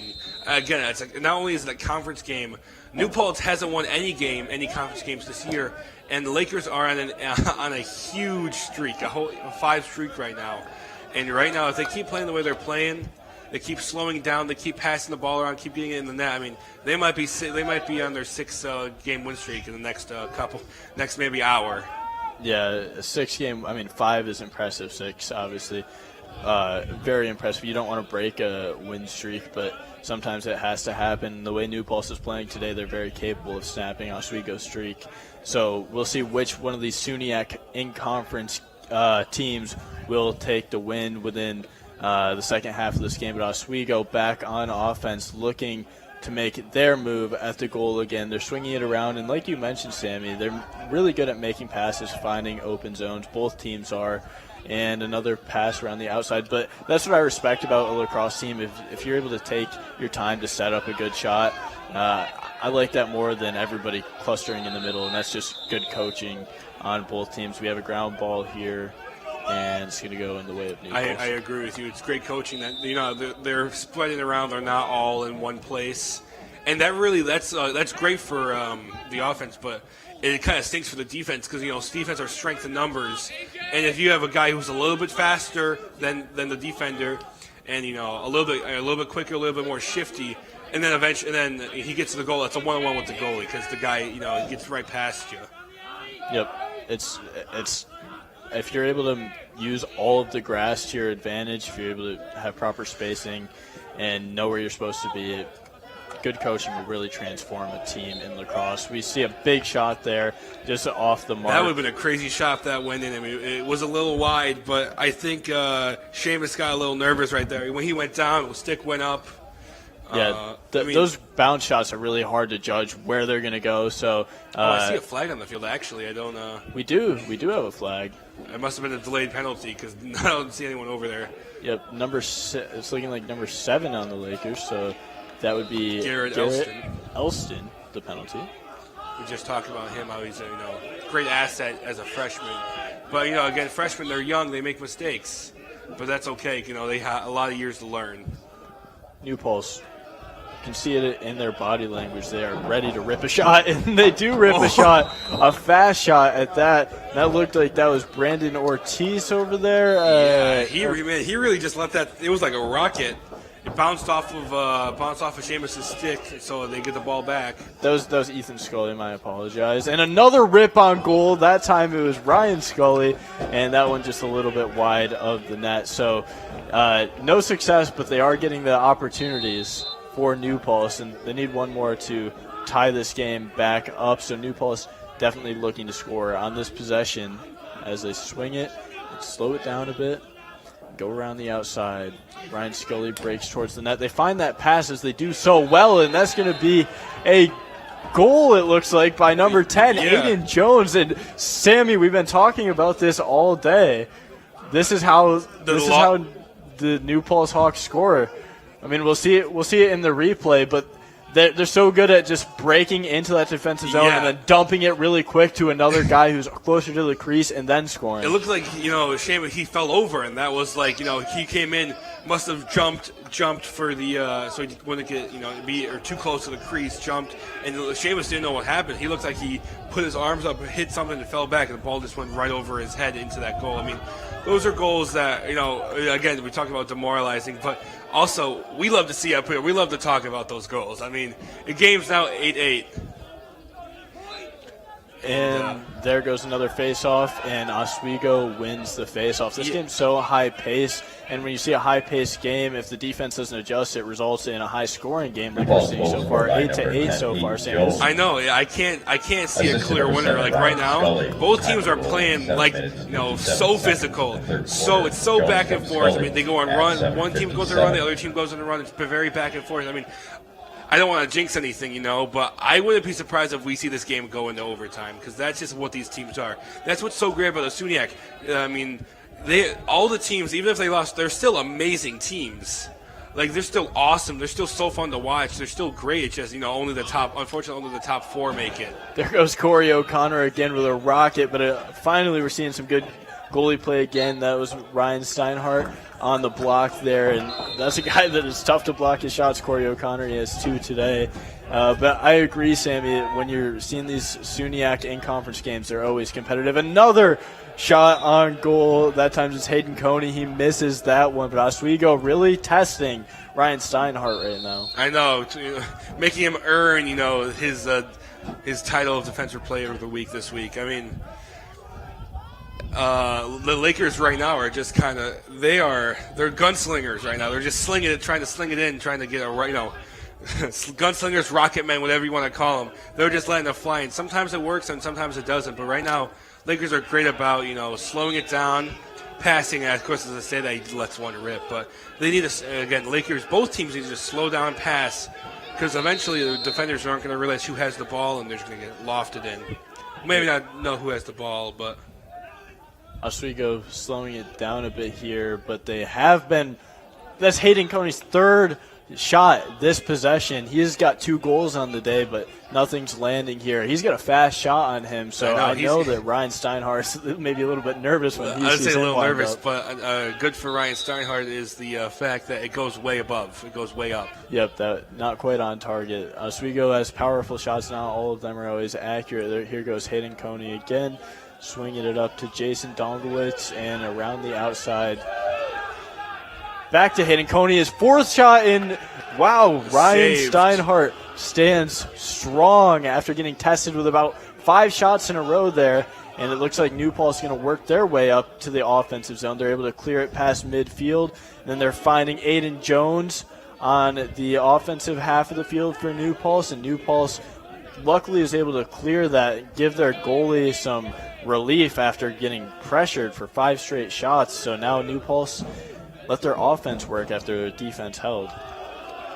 We're talking about how Oswego was dropping some easy shots. Looks like New Paltz just kind of let that one go. I don't think he realized that it was aimed for him. Let it go. But I mean, you think about it. The teams are just like, it's again fast paced, and you think you rely on your team a lot, right? And so you think, oh, someone's behind me, and maybe just like, oh, there's not. It's like I was the person he was throwing to. And sometimes like they overshoot. Sometimes it's the thrower's fault, but it can also be the catcher's fault, like it was that one time. Yeah, that was a crazy catch. You just one-handed jump catch. Yeah, they practice though a little bit though. I mean, you got to be prepared for anything. You don't want stupid turnovers, just like we saw from New Paltz, where just almost lazy communication between players. But Oswego back in the offensive zone, as they've been playing so well as of recently on the offense. Lots of shots, just nothing went in. As O'Connor, another ripped shot on goal, another wide shot on goal. I'll be real with you, Nick. I don't know why they're taking these shots. They're just ripping it in, and it's not working. Like if you're Coach Dolly, I would be mad. I mean, I would be like, why are you guys throw the ball around? You don't have to be a one-man army. See, those are the shots I would take. The defender was on his back leg, took a step back, so he had time to wind it up. But unfortunately, Steinhardt was right there. They did get the ball back, though, which was nice. Yep, Oswego just keeps taking these shots, and they manage to get the ball back. So New Paltz needs their defense to step up as we see the D-pole get physical in there. Zachary Luing able to bring it over to the New Paltz offensive side of the field, but Oswego has it back again, and back in Oswego's offensive territory. Looks like the Lakers are taking it a lot slower. They're not letting it rip from the first line. Yeah, and we know Oswego's not afraid to hitting Coney here. He's not afraid to take a shot wherever, but it's not always the most effective. We're seeing a flag fly on the play. Oswego, you're right, Sammy. They might be able to benefit if they slow it down a little bit. They're taking a lot of shots, but they haven't seen success in those shots. 100%. I don't know, I can't figure out why they're ripping it, but hopefully we'll see it later. Yeah, well, let's check out this penalty here. I mean, we've seen consistent penalties flying throughout the day. The referees aren't afraid to blow the whistle. It's a pretty fairly officiated game, as it's 8-8, but another stoppage in play because of the penalty here. It's going to be on the Hawks. Christopher O'Connor on the Yeah, it looks like he just knocked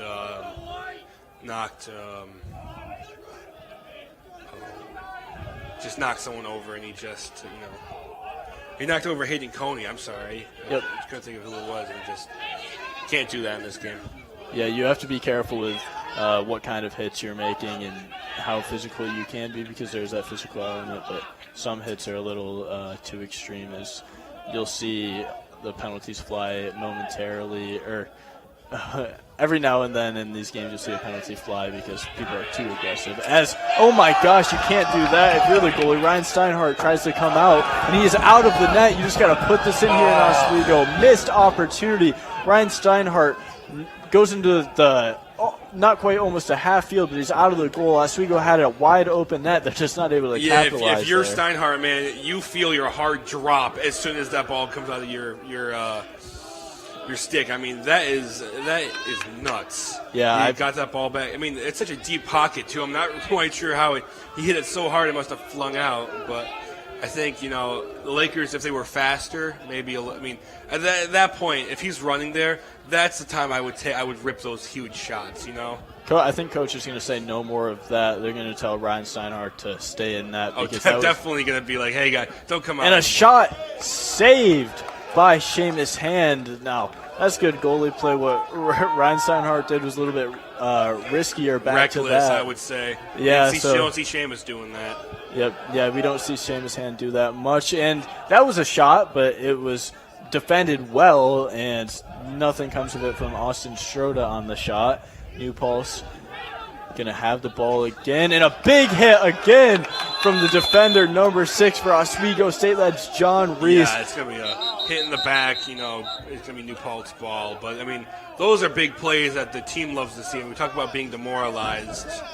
Those are kind of plays that, just big play. I mean, you also got to look at the size of New Paltz's sideline compared to Oswego's. I mean, the New Paltz players are playing a ton, and the Lakers have reliefs. We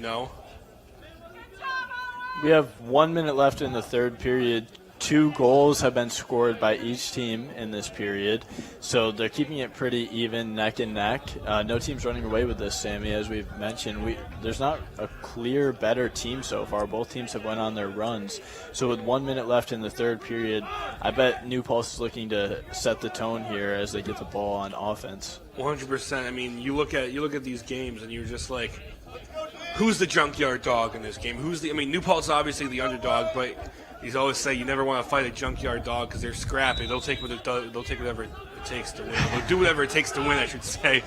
But I mean, these guys they're just back and forth the entire time. They're doing a great thing, and that was almost that was nearly a goal. Nearly a goal saved by Seamus. But I mean, yeah, Seamus Hand with a great save there, great awareness.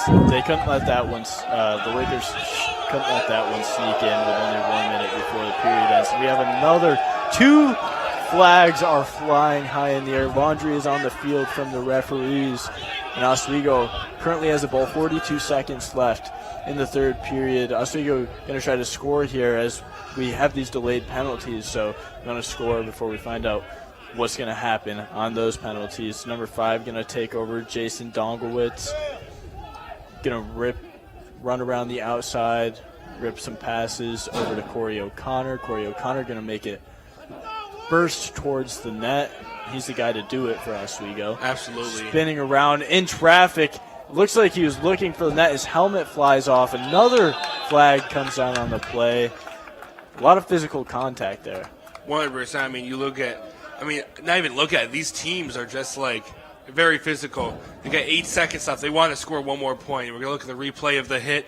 Looks like he just kind of knows in a crowd of him, a guy got knocked over, knocked his helmet off, which, it happened in the sport. Luckily, he wasn't stomped afterwards or someone fell onto him because that would have hurt. But, right now, Lakers trying to just get get a goal because they are, they want to make sure they keep their 5-game win streak, maybe get a 6-game win streak going. Yeah, it'd be nice to either team. It'd be nice to score a goal here with 8 seconds before a half to give your team an advantage because it is a tie game. But Corey O'Connor there lost his helmet. He went into that crowded group, but he does that so well. That's one of his strengths is he is able to go into a crowded defense like that and score. We've seen it earlier in this game. He went for that again. It just worked out. He got roughed up a little bit there, and it didn't work out for him that time. But I wouldn't say stop doing that because that's something he's good at. So it just went in the wrong way for him that time. He ended up taking the hit instead of making the play.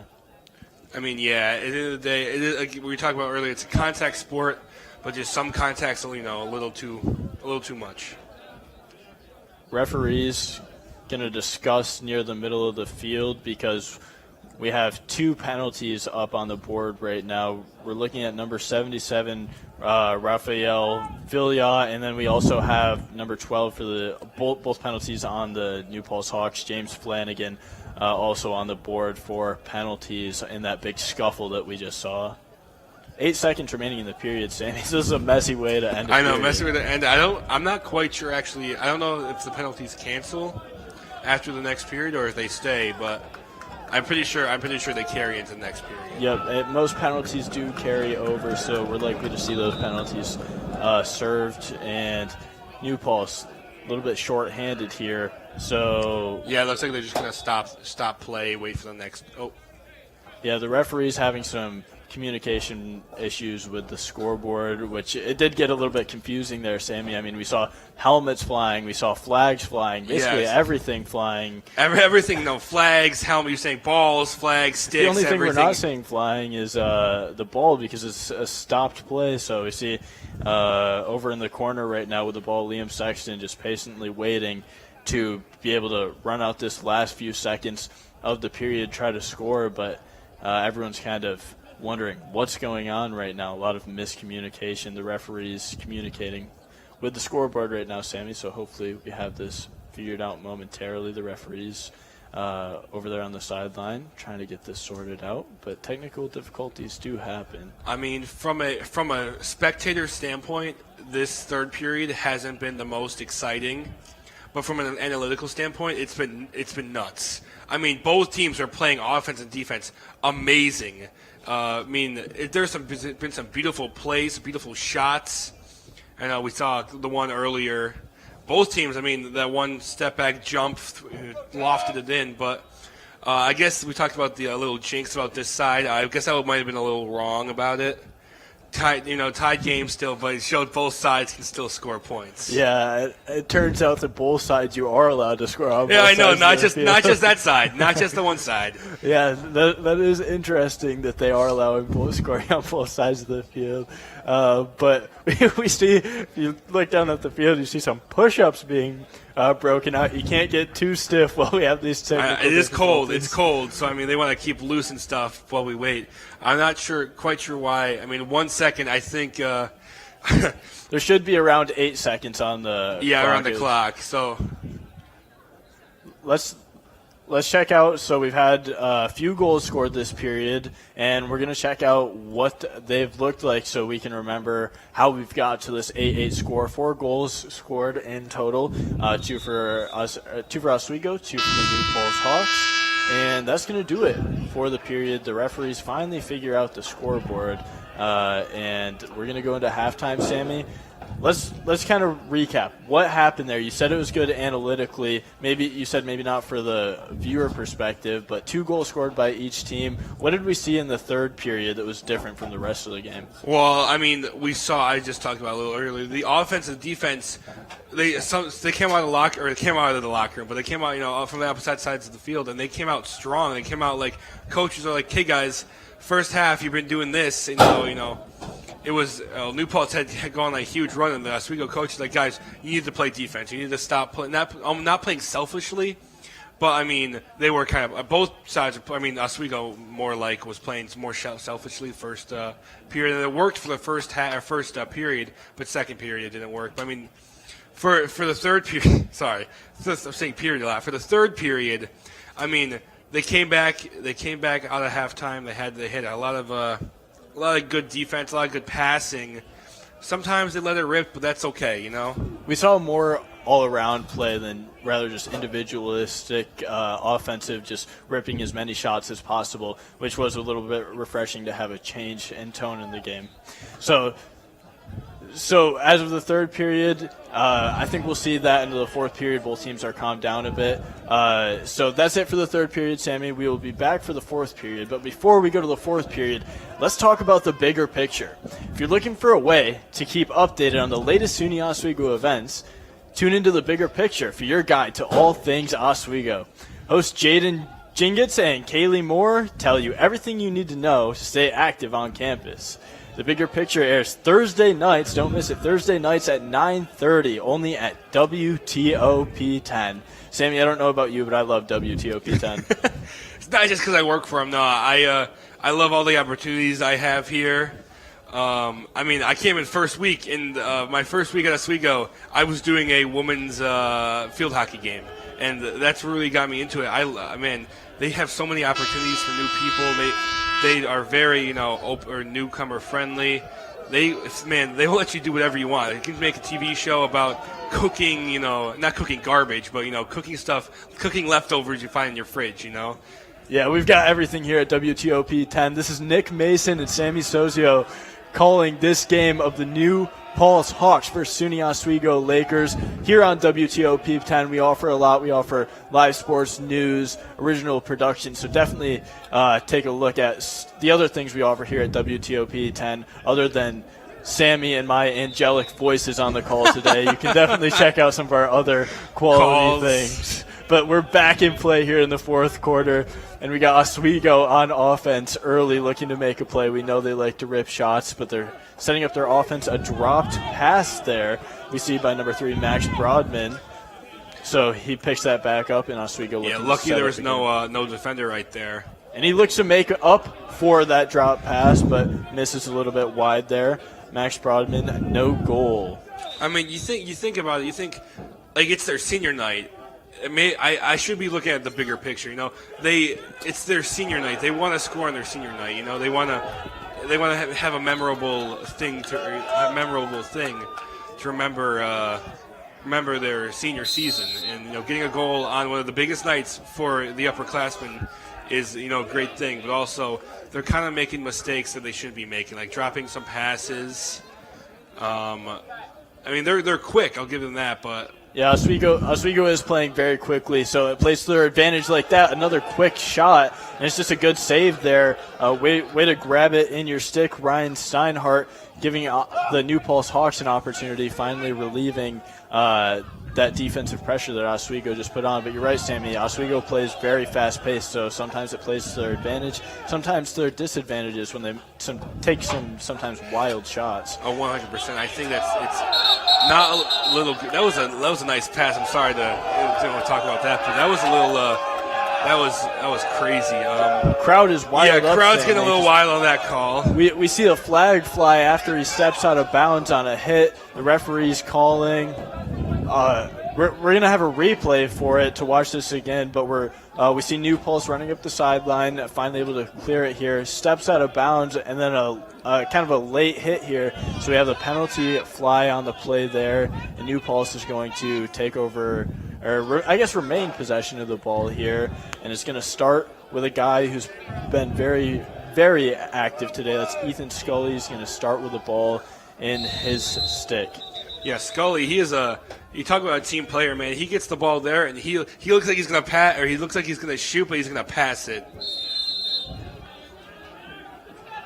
The fourth quarter is going to see aggression pick up. I mean, we mentioned last period, Sammy, that in the third, it was more balanced, good offense and defense. But in the fourth quarter, what you see in this league is you see aggression and speed and all of that coming together. Both teams don't start to get desperate, but they want to break this tie. It's 8-8, so both teams are going to start shooting a lot more. It's going to get a lot more aggressive here, and we see New Paltz running around a little bit faster than they did in the past. And there goes Scully again with a big shot. Seamus Hand with the save. So I think we'll notice a fast pace here in the fourth quarter. Yeah, I think we're going to pick up the aggression, but also these guys are gassed.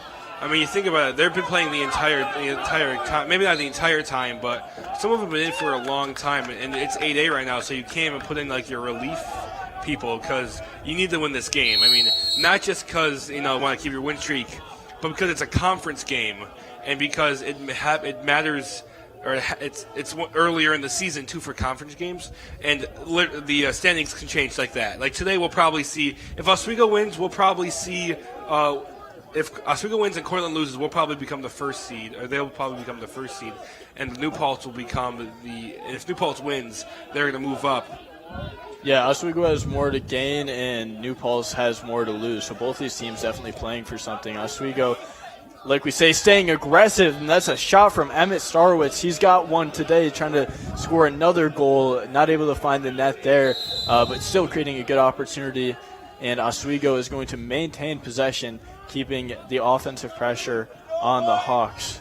And a big advance toward the middle by O'Connor. O'Connor over to Coney, and Coney not able to score there.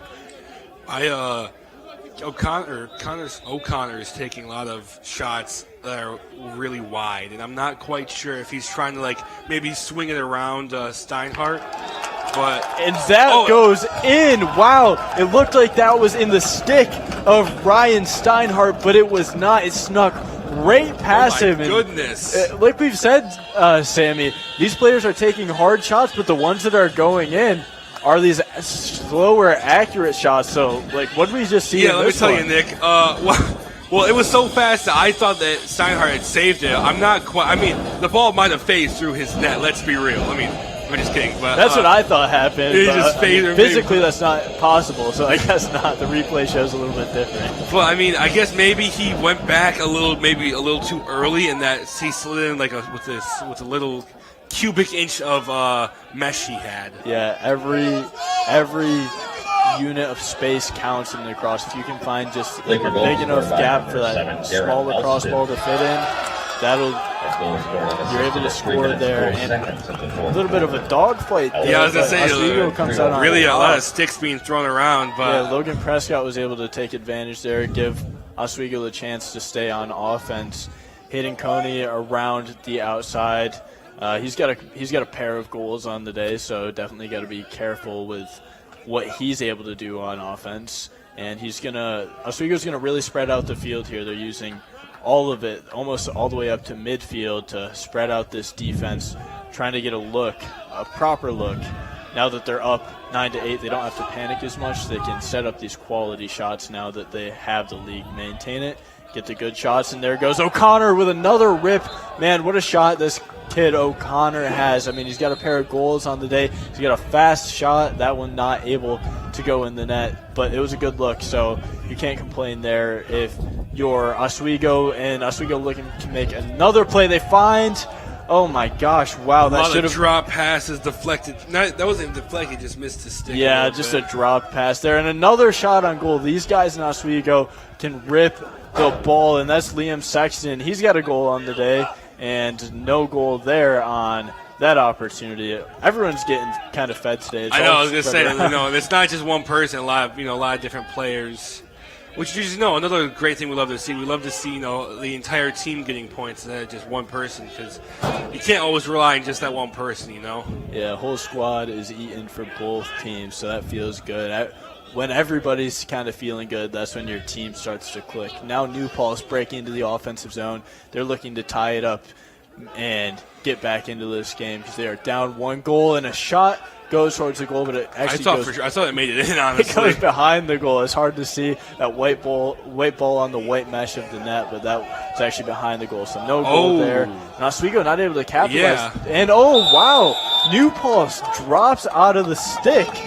Drops the ball right out of the stick of Raphael Filia, and it's going to be Oswego's ball again. What an unfortunate turn of events for New Paltz there, as it looked like they were about to make a defensive stand, but no, that is not what ended up happening. Yeah, I mean, luckily for him, he dropped it, because that was mistakes from both sides. Dropped a pass. It wasn't a great pass, but he dropped it. It almost went out. Raphael saved it, and then he was in his stick. He accidentally, had too much torque, and it came out and went out of bounds. What you see Oswego doing here is they're using as much clock as they can, not being over aggressive as we saw earlier in the game. As we see Connor Aspinall try to break towards the net, but they're using a lot of the field now. They're taking and choosing their opportunities a little more carefully than earlier before, because they have the lead here in the 4th. And they find a way to get it into the middle, but it's intercepted, and the ball's on the ground. We have a loose ball, and the ball's still on the ground, and it slings out of bounds. We had a little bit of a rumble there. But New Paltz going to pick up the ball, and that could have been dangerous for New Paltz, because a lot was happening there. If Oswego could have gotten a good shot, with the ball in that conglomerate, it could have messed up the goalie. Ryan Steinhardt could have got confused, so they're a little bit lucky that they're able to clear it here. Yeah, I mean, we were talking about earlier, Oswego loves to let it rip, and it really is. It's really shown. They have a lot of shots on goal compared to New Paltz. And the game, I mean, percentage-wise, isn't super great for Oswego because New Paltz is around the same score with a lot less goals. But I mean, you think about it, Oswego is a very aggressive. They've been aggressive the last 5 games. And coming off of a 0-3 loss is bad for. Well, I mean, not bad, but it makes you feel like, what are we doing wrong? How can we fix it? And they sure did fix it. Yep, Oswego is ripping the ball today. Now it's New Paltz's chance to get their get back at Oswego. Still 8 minutes remaining in this period, so a lot of lacrosse to be played. But Anthony Senecal goes for the shot right over the top of the net. That was an aggressive look. Good opportunity, just not an accurate shot there. New Paltz has to keep the pressure on here because they seem to be finding some kind of rhythm breaking through this Oswego defense. So if they can capitalize here, it'd be huge for them. And absolutely. Number 6, John Reese, thought he had the ball in his stick and he didn't. It ends up going on the ground. Anthony Senecal picks it up, but no goal for the New Paltz. That's very unfortunate. But they both thought that he had the ball, ended up didn't, and it was the crowd actually that reminded them that told them he didn't have a ball. A lot of drop balls by number 25. And here goes Gavin Breen with the ball, sends it over to number 5, Jason Dongelwicks, to Hayden Coney, to Garrett Eltson. I mean, right now, Garrett Eltson making his charge at net and barely misses. That was right. Crazy. I mean, it was a 1v5, including the goalie right there. Yeah, there goes the flag there, Sammy. I mean, he pushed him over it just right in the back, and you cannot do that. I mean, let's watch it again because this is textbook. This is what you see in the rule book of what you can't do. You can't push a guy over. It is a video of him doing that. It's absolutely not what you can do. Lucky for Oswego, they get the ball back, but Oswego gets the ball back after that unnecessary penalty by New Paltz that they really didn't have to do. But Oswego's going to have the ball here. It's going to be number 11 of the New Paltz Hawks serving the penalty, Zach Schmidt. I think he had another penalty not too long ago, Schmidt. Yep, he's been on the penalty board today already. And Oswego, like we said, they've slowed it down a little bit here in the fourth quarter. They were playing aggressive to start the fourth quarter. That's a guy who's not afraid to rip it, though. You say someone who's very aggressive, and he got the ball back after that. Never mind. And another hit in the back, but that time it's going to go out of bounds. But yeah, Oswego has slowed it down a little bit ever since they've taken the league. But a guy like Hayden Coney is always going to rip the ball when he has the opportunity. Yeah, if he sees anything, any sort of net, I mean, it's like a bull. The bull sees red, it charges at it. And Coney sees any bit of white, he shoots it. Exactly. If he sees that space, he's going to take the shot, and rightfully so. I mean, he's a guy who has multiple goals today. So yeah, absolutely. We know he knows. Oh my gosh! And there goes O'Connor again. Oh my gosh! That's going to be his 4th. So he had the hat trick, that's going to be multiple goals for him. We're going to watch the replay. But Sammy, we've seen the same thing from him all day. All of his goals are right by the crease. What did we see there? I mean, he takes I don't understand how, but he gets the goalie one-on-one, and he has this uncanny ability to, it's almost like faking in soccer, when they pretend they're going to go one way but kick it with the other foot. That's what he has. He looks like he's going to shoot down, but he shoots up in that corner, man. That top right corner is his sweet spot. I don't understand. Yeah, and I agree with you. He's great with the fakes and then pursuing with his actual shot. And last time they played New Paltz, he had 5. Corey O'Connor had 5 goals last time out against New Paltz last year, and he already has 3 today. That's a hat trick for Corey O'Connor. So he just seems to be the kryptonite of this New Paltz team. All he does is score against them. Yeah, I know. I mean, you take a look at it. Rightfully so. I mean, how many shots has he had on goal? And there's O'Connor again, almost scoring a fourth. Oh, my gosh. They just can't seem to find an answer for him. He frustrates this New Paltz defense. He has something that they don't understand how to defend against. Well, yeah, if you're at New Paltz right now, it's the last 5 minutes, and you're down two goals. I mean, I'd be against a great goalie like Seamus Hand, who has had an amazing. I feel like he had a rough second period, but he has come back and he has had like an amazing last periods of the game. Yeah, he's definitely closing this game well. As a big athletic play looking to be made there, but he ends up going down after the shot, jumps over the crease. And that's going to be a no goal for us, or for New Paltz. And Sammy, we talk about now it's a 2-possession game with 5 minutes left. New Paltz needs to score soon. And you're right, Seamus Hand, he's played a better second half. So if you're New Paltz, you might be a little bit worried of how are we going to break open Seamus Hand, who's just known. He's known for closing games super strong. Absolutely. I mean, if you're New Paltz, I know we talked about we're really contradicting. I'm really contradicting myself here, but you talk about a team who needs to get aggressive. It'd be New Paltz in this real moment right now. I mean, he kind of was aggressive, kind of playing like how you want to play, except unfortunately he got hurt. But you talk about how we need to be aggressive, we need to start playing mean, I feel like. Yeah, you have to play with some extra passion, some extra fire burning now that you need to get back in this game. And, that's exactly what James Flanagan was looking to do there, and hopefully he's going to be okay after that play that he tried to make on the goal.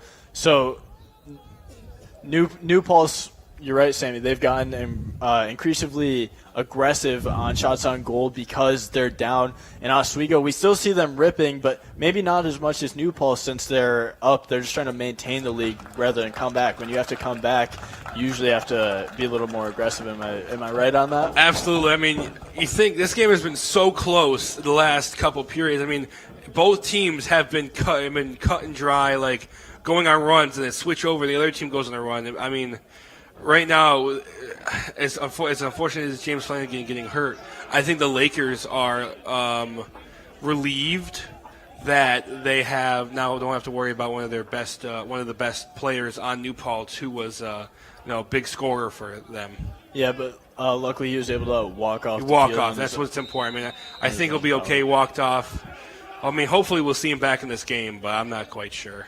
Yeah, it's tough to judge, but Oswego is going to continue to play their game. It might hurt New Paltz a little bit, but Oswego able to break past the midfield point, and they are back on offense. And like we mentioned, Oswego's still not afraid to rip shots, but they're just almost content with maintaining this league right now. Luckily for them, they don't have to play super aggressive because they do have that 2-goal lead. Yeah, they have a little cushion. They're going to.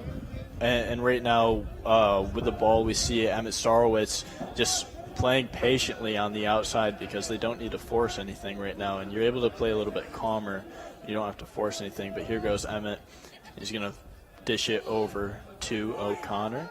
Connor, such a good game today. A hat trick.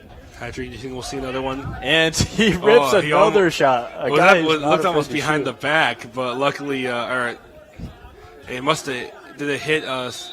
Hit the goal? Hit something sick? Yeah, that was just a little bit too wide of a shot. And here goes another guy who likes to shoot, Hayden Coney, and he's going to miss his too. But I say that Oswego's trying to play a little bit slower, but they are still ripping shots. I know. These guys really like to shoot.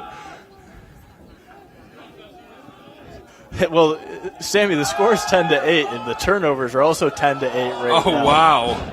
So it's pretty evenly scoring game and a pretty even on the turnover battle. So these teams have been matched up evenly. Oswego obviously taking the lead a little bit here later.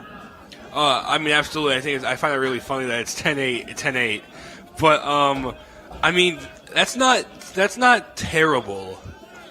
I mean, it's not the worst I've ever seen. It's not great.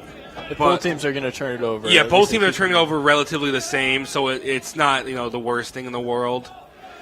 But I mean, it's just these shots. And wow, I'm impressed by that play. Rob Nelson able to save the ball from going out of bounds, and Oswego able to chew a little bit more clock here by taking over possession, going over the midfield mark now is Connor Aspinall.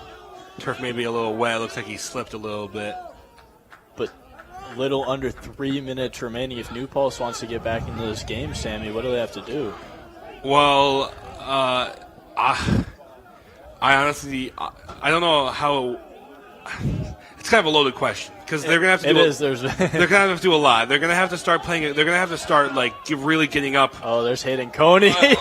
This guy loves to shoot the ball, and that's his hat trick of the day. Two hat tricks. Somebody throw their hat on the field, please. There's two guys out here just pulling out hat tricks. We're gonna watch the hat trick, but. This guy, Hayden Coney, he's ripping shots. He has 11 shots today, Sammy. And what happened on this one that made it a goal? I don't know. I almost think that he got into Steinhardt's head. It was just like, this ball's going in.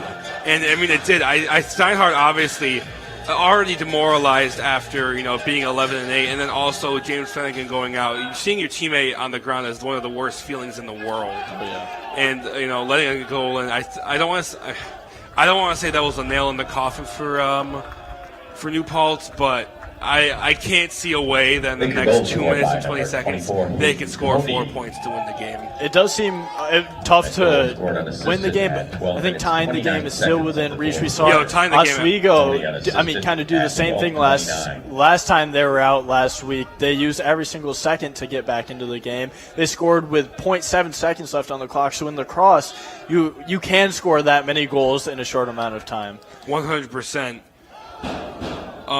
We said it a little bit earlier, but we had two hat tricks. Technically three because of Flanagan, but we have two hat tricks. And oh my gosh, there we go, Sexton with the goal. That's his second on the day. We're talking about hat tricks here. Well, that's Sexton's trying to get his hat trick now. He has two, and then Corey O'Connor has his hat trick. We got Coney with his hat trick. Sammy, tell us about this replay now. I mean, Sexton, man. I don't know if New Paltz wanted to. I think New Paltz is just tired. Look at their team, but that goal was something. The Lakers are so good at attacking the crease that even in the fourth period, the New Paltz still doesn't know what to do against. I mean, we might even see 3 hat tricks from the Lakers tonight. And I want to talk about Logan Prescott because he's been so impressive on the faceoff for Oswego too. Oh, 100%. Look, we're giving goal scorers a lot of the hype, but Oswego in this 4-point lead, I can say Logan Prescott's been very a big key contributor to that. He's a physical guy. He's good at winning faceoffs. But Sammy, it is a 4-goal game with a minute and a half left. That last goal by Liam Sexton could have been the dagger, but still a minute and a half, 4 goals. I mean, I have seen crazier things in sports, but it will be a tough one to come back from. So I'm anticipating New Paltz going to continue their aggression here. We have Anthony Senecal with the ball. He passes it over to Aiden Jones. Aiden Jones is going to lose possession. New Paltz is going to have to play a perfect game, and they can't be making mistakes like that if they want to win. But it looks like the shot clock is just going to let it run out. So we have the last minute and minute of the game. Yep, this will be the last minute, and it's looking like now that Oswego has possession, they're going to run as much clock as possible. Keep it. I mean, they have all the time in the world. They can just hold it. I think that's what they're going to do, unless Plattsburgh wants to, maybe they're playing for pride, playing for one more point. But it really looks like Lakers are going to have that 6-game win streak. Yeah, I mean, 30 seconds left. It's nearly impossible at this point. Oswego just running around the outside, and there's not even much to play for pride here. I mean, sure, you have number 2 with the ball, Matt Bender. They're just playing with respect. Sure, you could try to score here, but there's really no need. They're just trying to run out the clock. Just good sportsmanship by Oswego.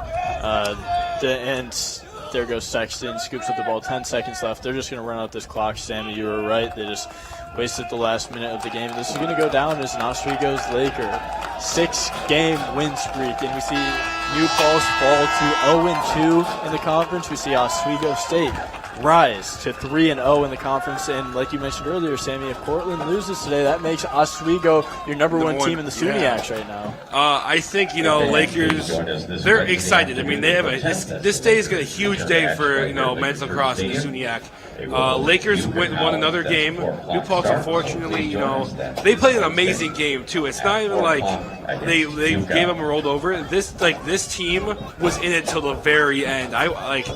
The last period was what drove it in for New Paltz. Yeah, I mean, it was a tie game in the third period, and then Oswego just shows why they're dominating the SUNYAC conference. They're able to close the game, and you have to play all 4 quarters, Sammy. You can't win the game in the first quarter. When the first horn ends, you can't win it. When the second horn ends, going to halftime, you can't win the game. When the third horn ends, you still can't win the game. So by the time the fourth horn ends, who played all 4 quarters? So that was Oswego today, and rightfully winning their 6th in a row, tied for first as of right now in the SUNYACs, technically behind Cortland, but possibility to take over that first spot. It's going to be tough for New Paltz as a playoff team last year, starting 0-2 in the conference. How do they bounce back with 6 upcoming in-conference games for the New Paltz Hawks? Well, they're definitely going to have to, very, very least, they're going to have to start winning games. I mean, they played like dogs. It's just Lakers.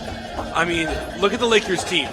I will go back to this until the earth explodes. The Lakers have so many more players, so many more people that can go in and be relief, while the New Paltz doesn't have. I mean, they have a team, but they don't really have as many relief as they do. They don't have as many scorers as Oswego does. Yeah, so we mentioned the SUNYAC, so that's going to be tough for New Paltz because they're going to fall to 0-2 in conference. Oneonta also 0-2, so they're scraping the bottom of the barrel right now. New Paltz is, and Oswego feels really good after this win. New Paltz probably feels bad, but we're going to have to go to a break. We will catch you in a minute. Stay tuned here on WTOP 10. This is Nick Mason and Sammy Sozio calling Oswego State Lacrosse. Would you like to try snacks from faraway lands? Or snacks with bizarre flavors? How about snacks in new ways? Or snacks you've never tried before? You don't have to go far to find these snacks. They can all be found here at Snacks on West First Street.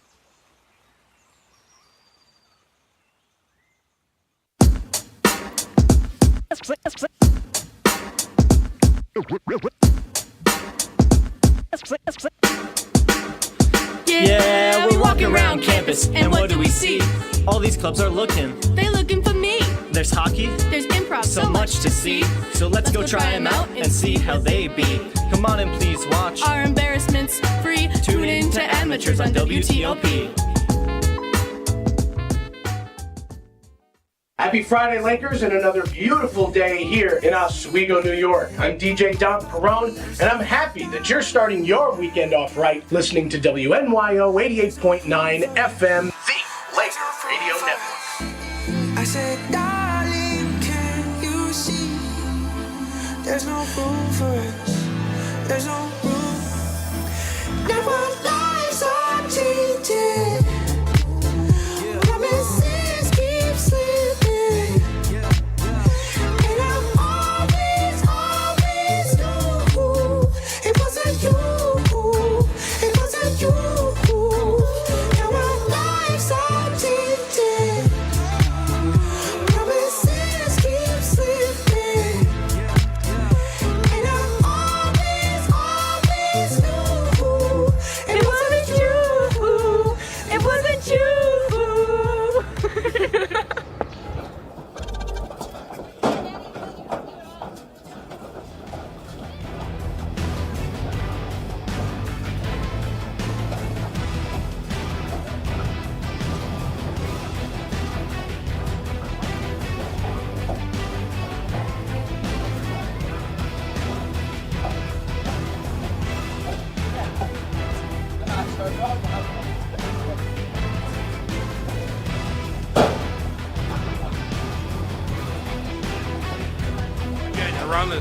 around the SUNY, the Lakers may have an opportunity if Cortland loses tonight to become the first seed, which would be great for such a not a new team, but for a newer coach and almost not a newer program, but newer coach, a lot of newer guys, a lot of sophomores and juniors who need to step up next year when the seniors unfortunately leave. But we talked about it earlier in the break, but this game was a fun game to watch. Like, there was never a dull moment where I was just kind of like, oh wow, they're running away with it until the very end. Yeah, the third period was a little bit light. That was the lowest, but the whole game, if you look at it from a bigger picture, this is a great game. We saw good things from both teams, but we did see Oswego prevail, and with Oswego prevailing, there's a couple of guys that stood out, but we're going to talk about Hayden Coney. He came into this game 7 goals. He ended this game with a hat trick, adding 3 more to him. And what we noticed throughout the game with Hayden Coney is we saw that this guy was a guy that likes to rip shots. He had 12 shots throughout the game. That's 3 shots per period, but he has a strong shot. He has an accurate shot. So he put 3 in the net on his 12 shots. Sammy, what do you think about this guy hitting Coney? What makes him stand out? Well, he always has a way to get open. He was open. All those shots were not terrible shots. Or maybe some of them were a little wide, but I was saying it earlier. He gets open, and it's just him versus the goalie. A lot of 2 or 3 of the Lakers, I have an uncanny ability to just get by their defenders and make it a one-on-one, and you never want to have a one-on-one situation. But Coney, the entire game, was doing just that. Unfortunately, he was a little too excited to rip it. But at the end of the day, he got his hat trick, added 3 more. A lot of excitement, going into from himself. You're exactly right. He knows how to get open. He has a good shot. He's excited to shoot the ball, and it worked out for him. A hat trick. And even though he was player of the game, there was also another hat trick. O'Connor also had a hat trick. So good outing for the Oswego State Lakers.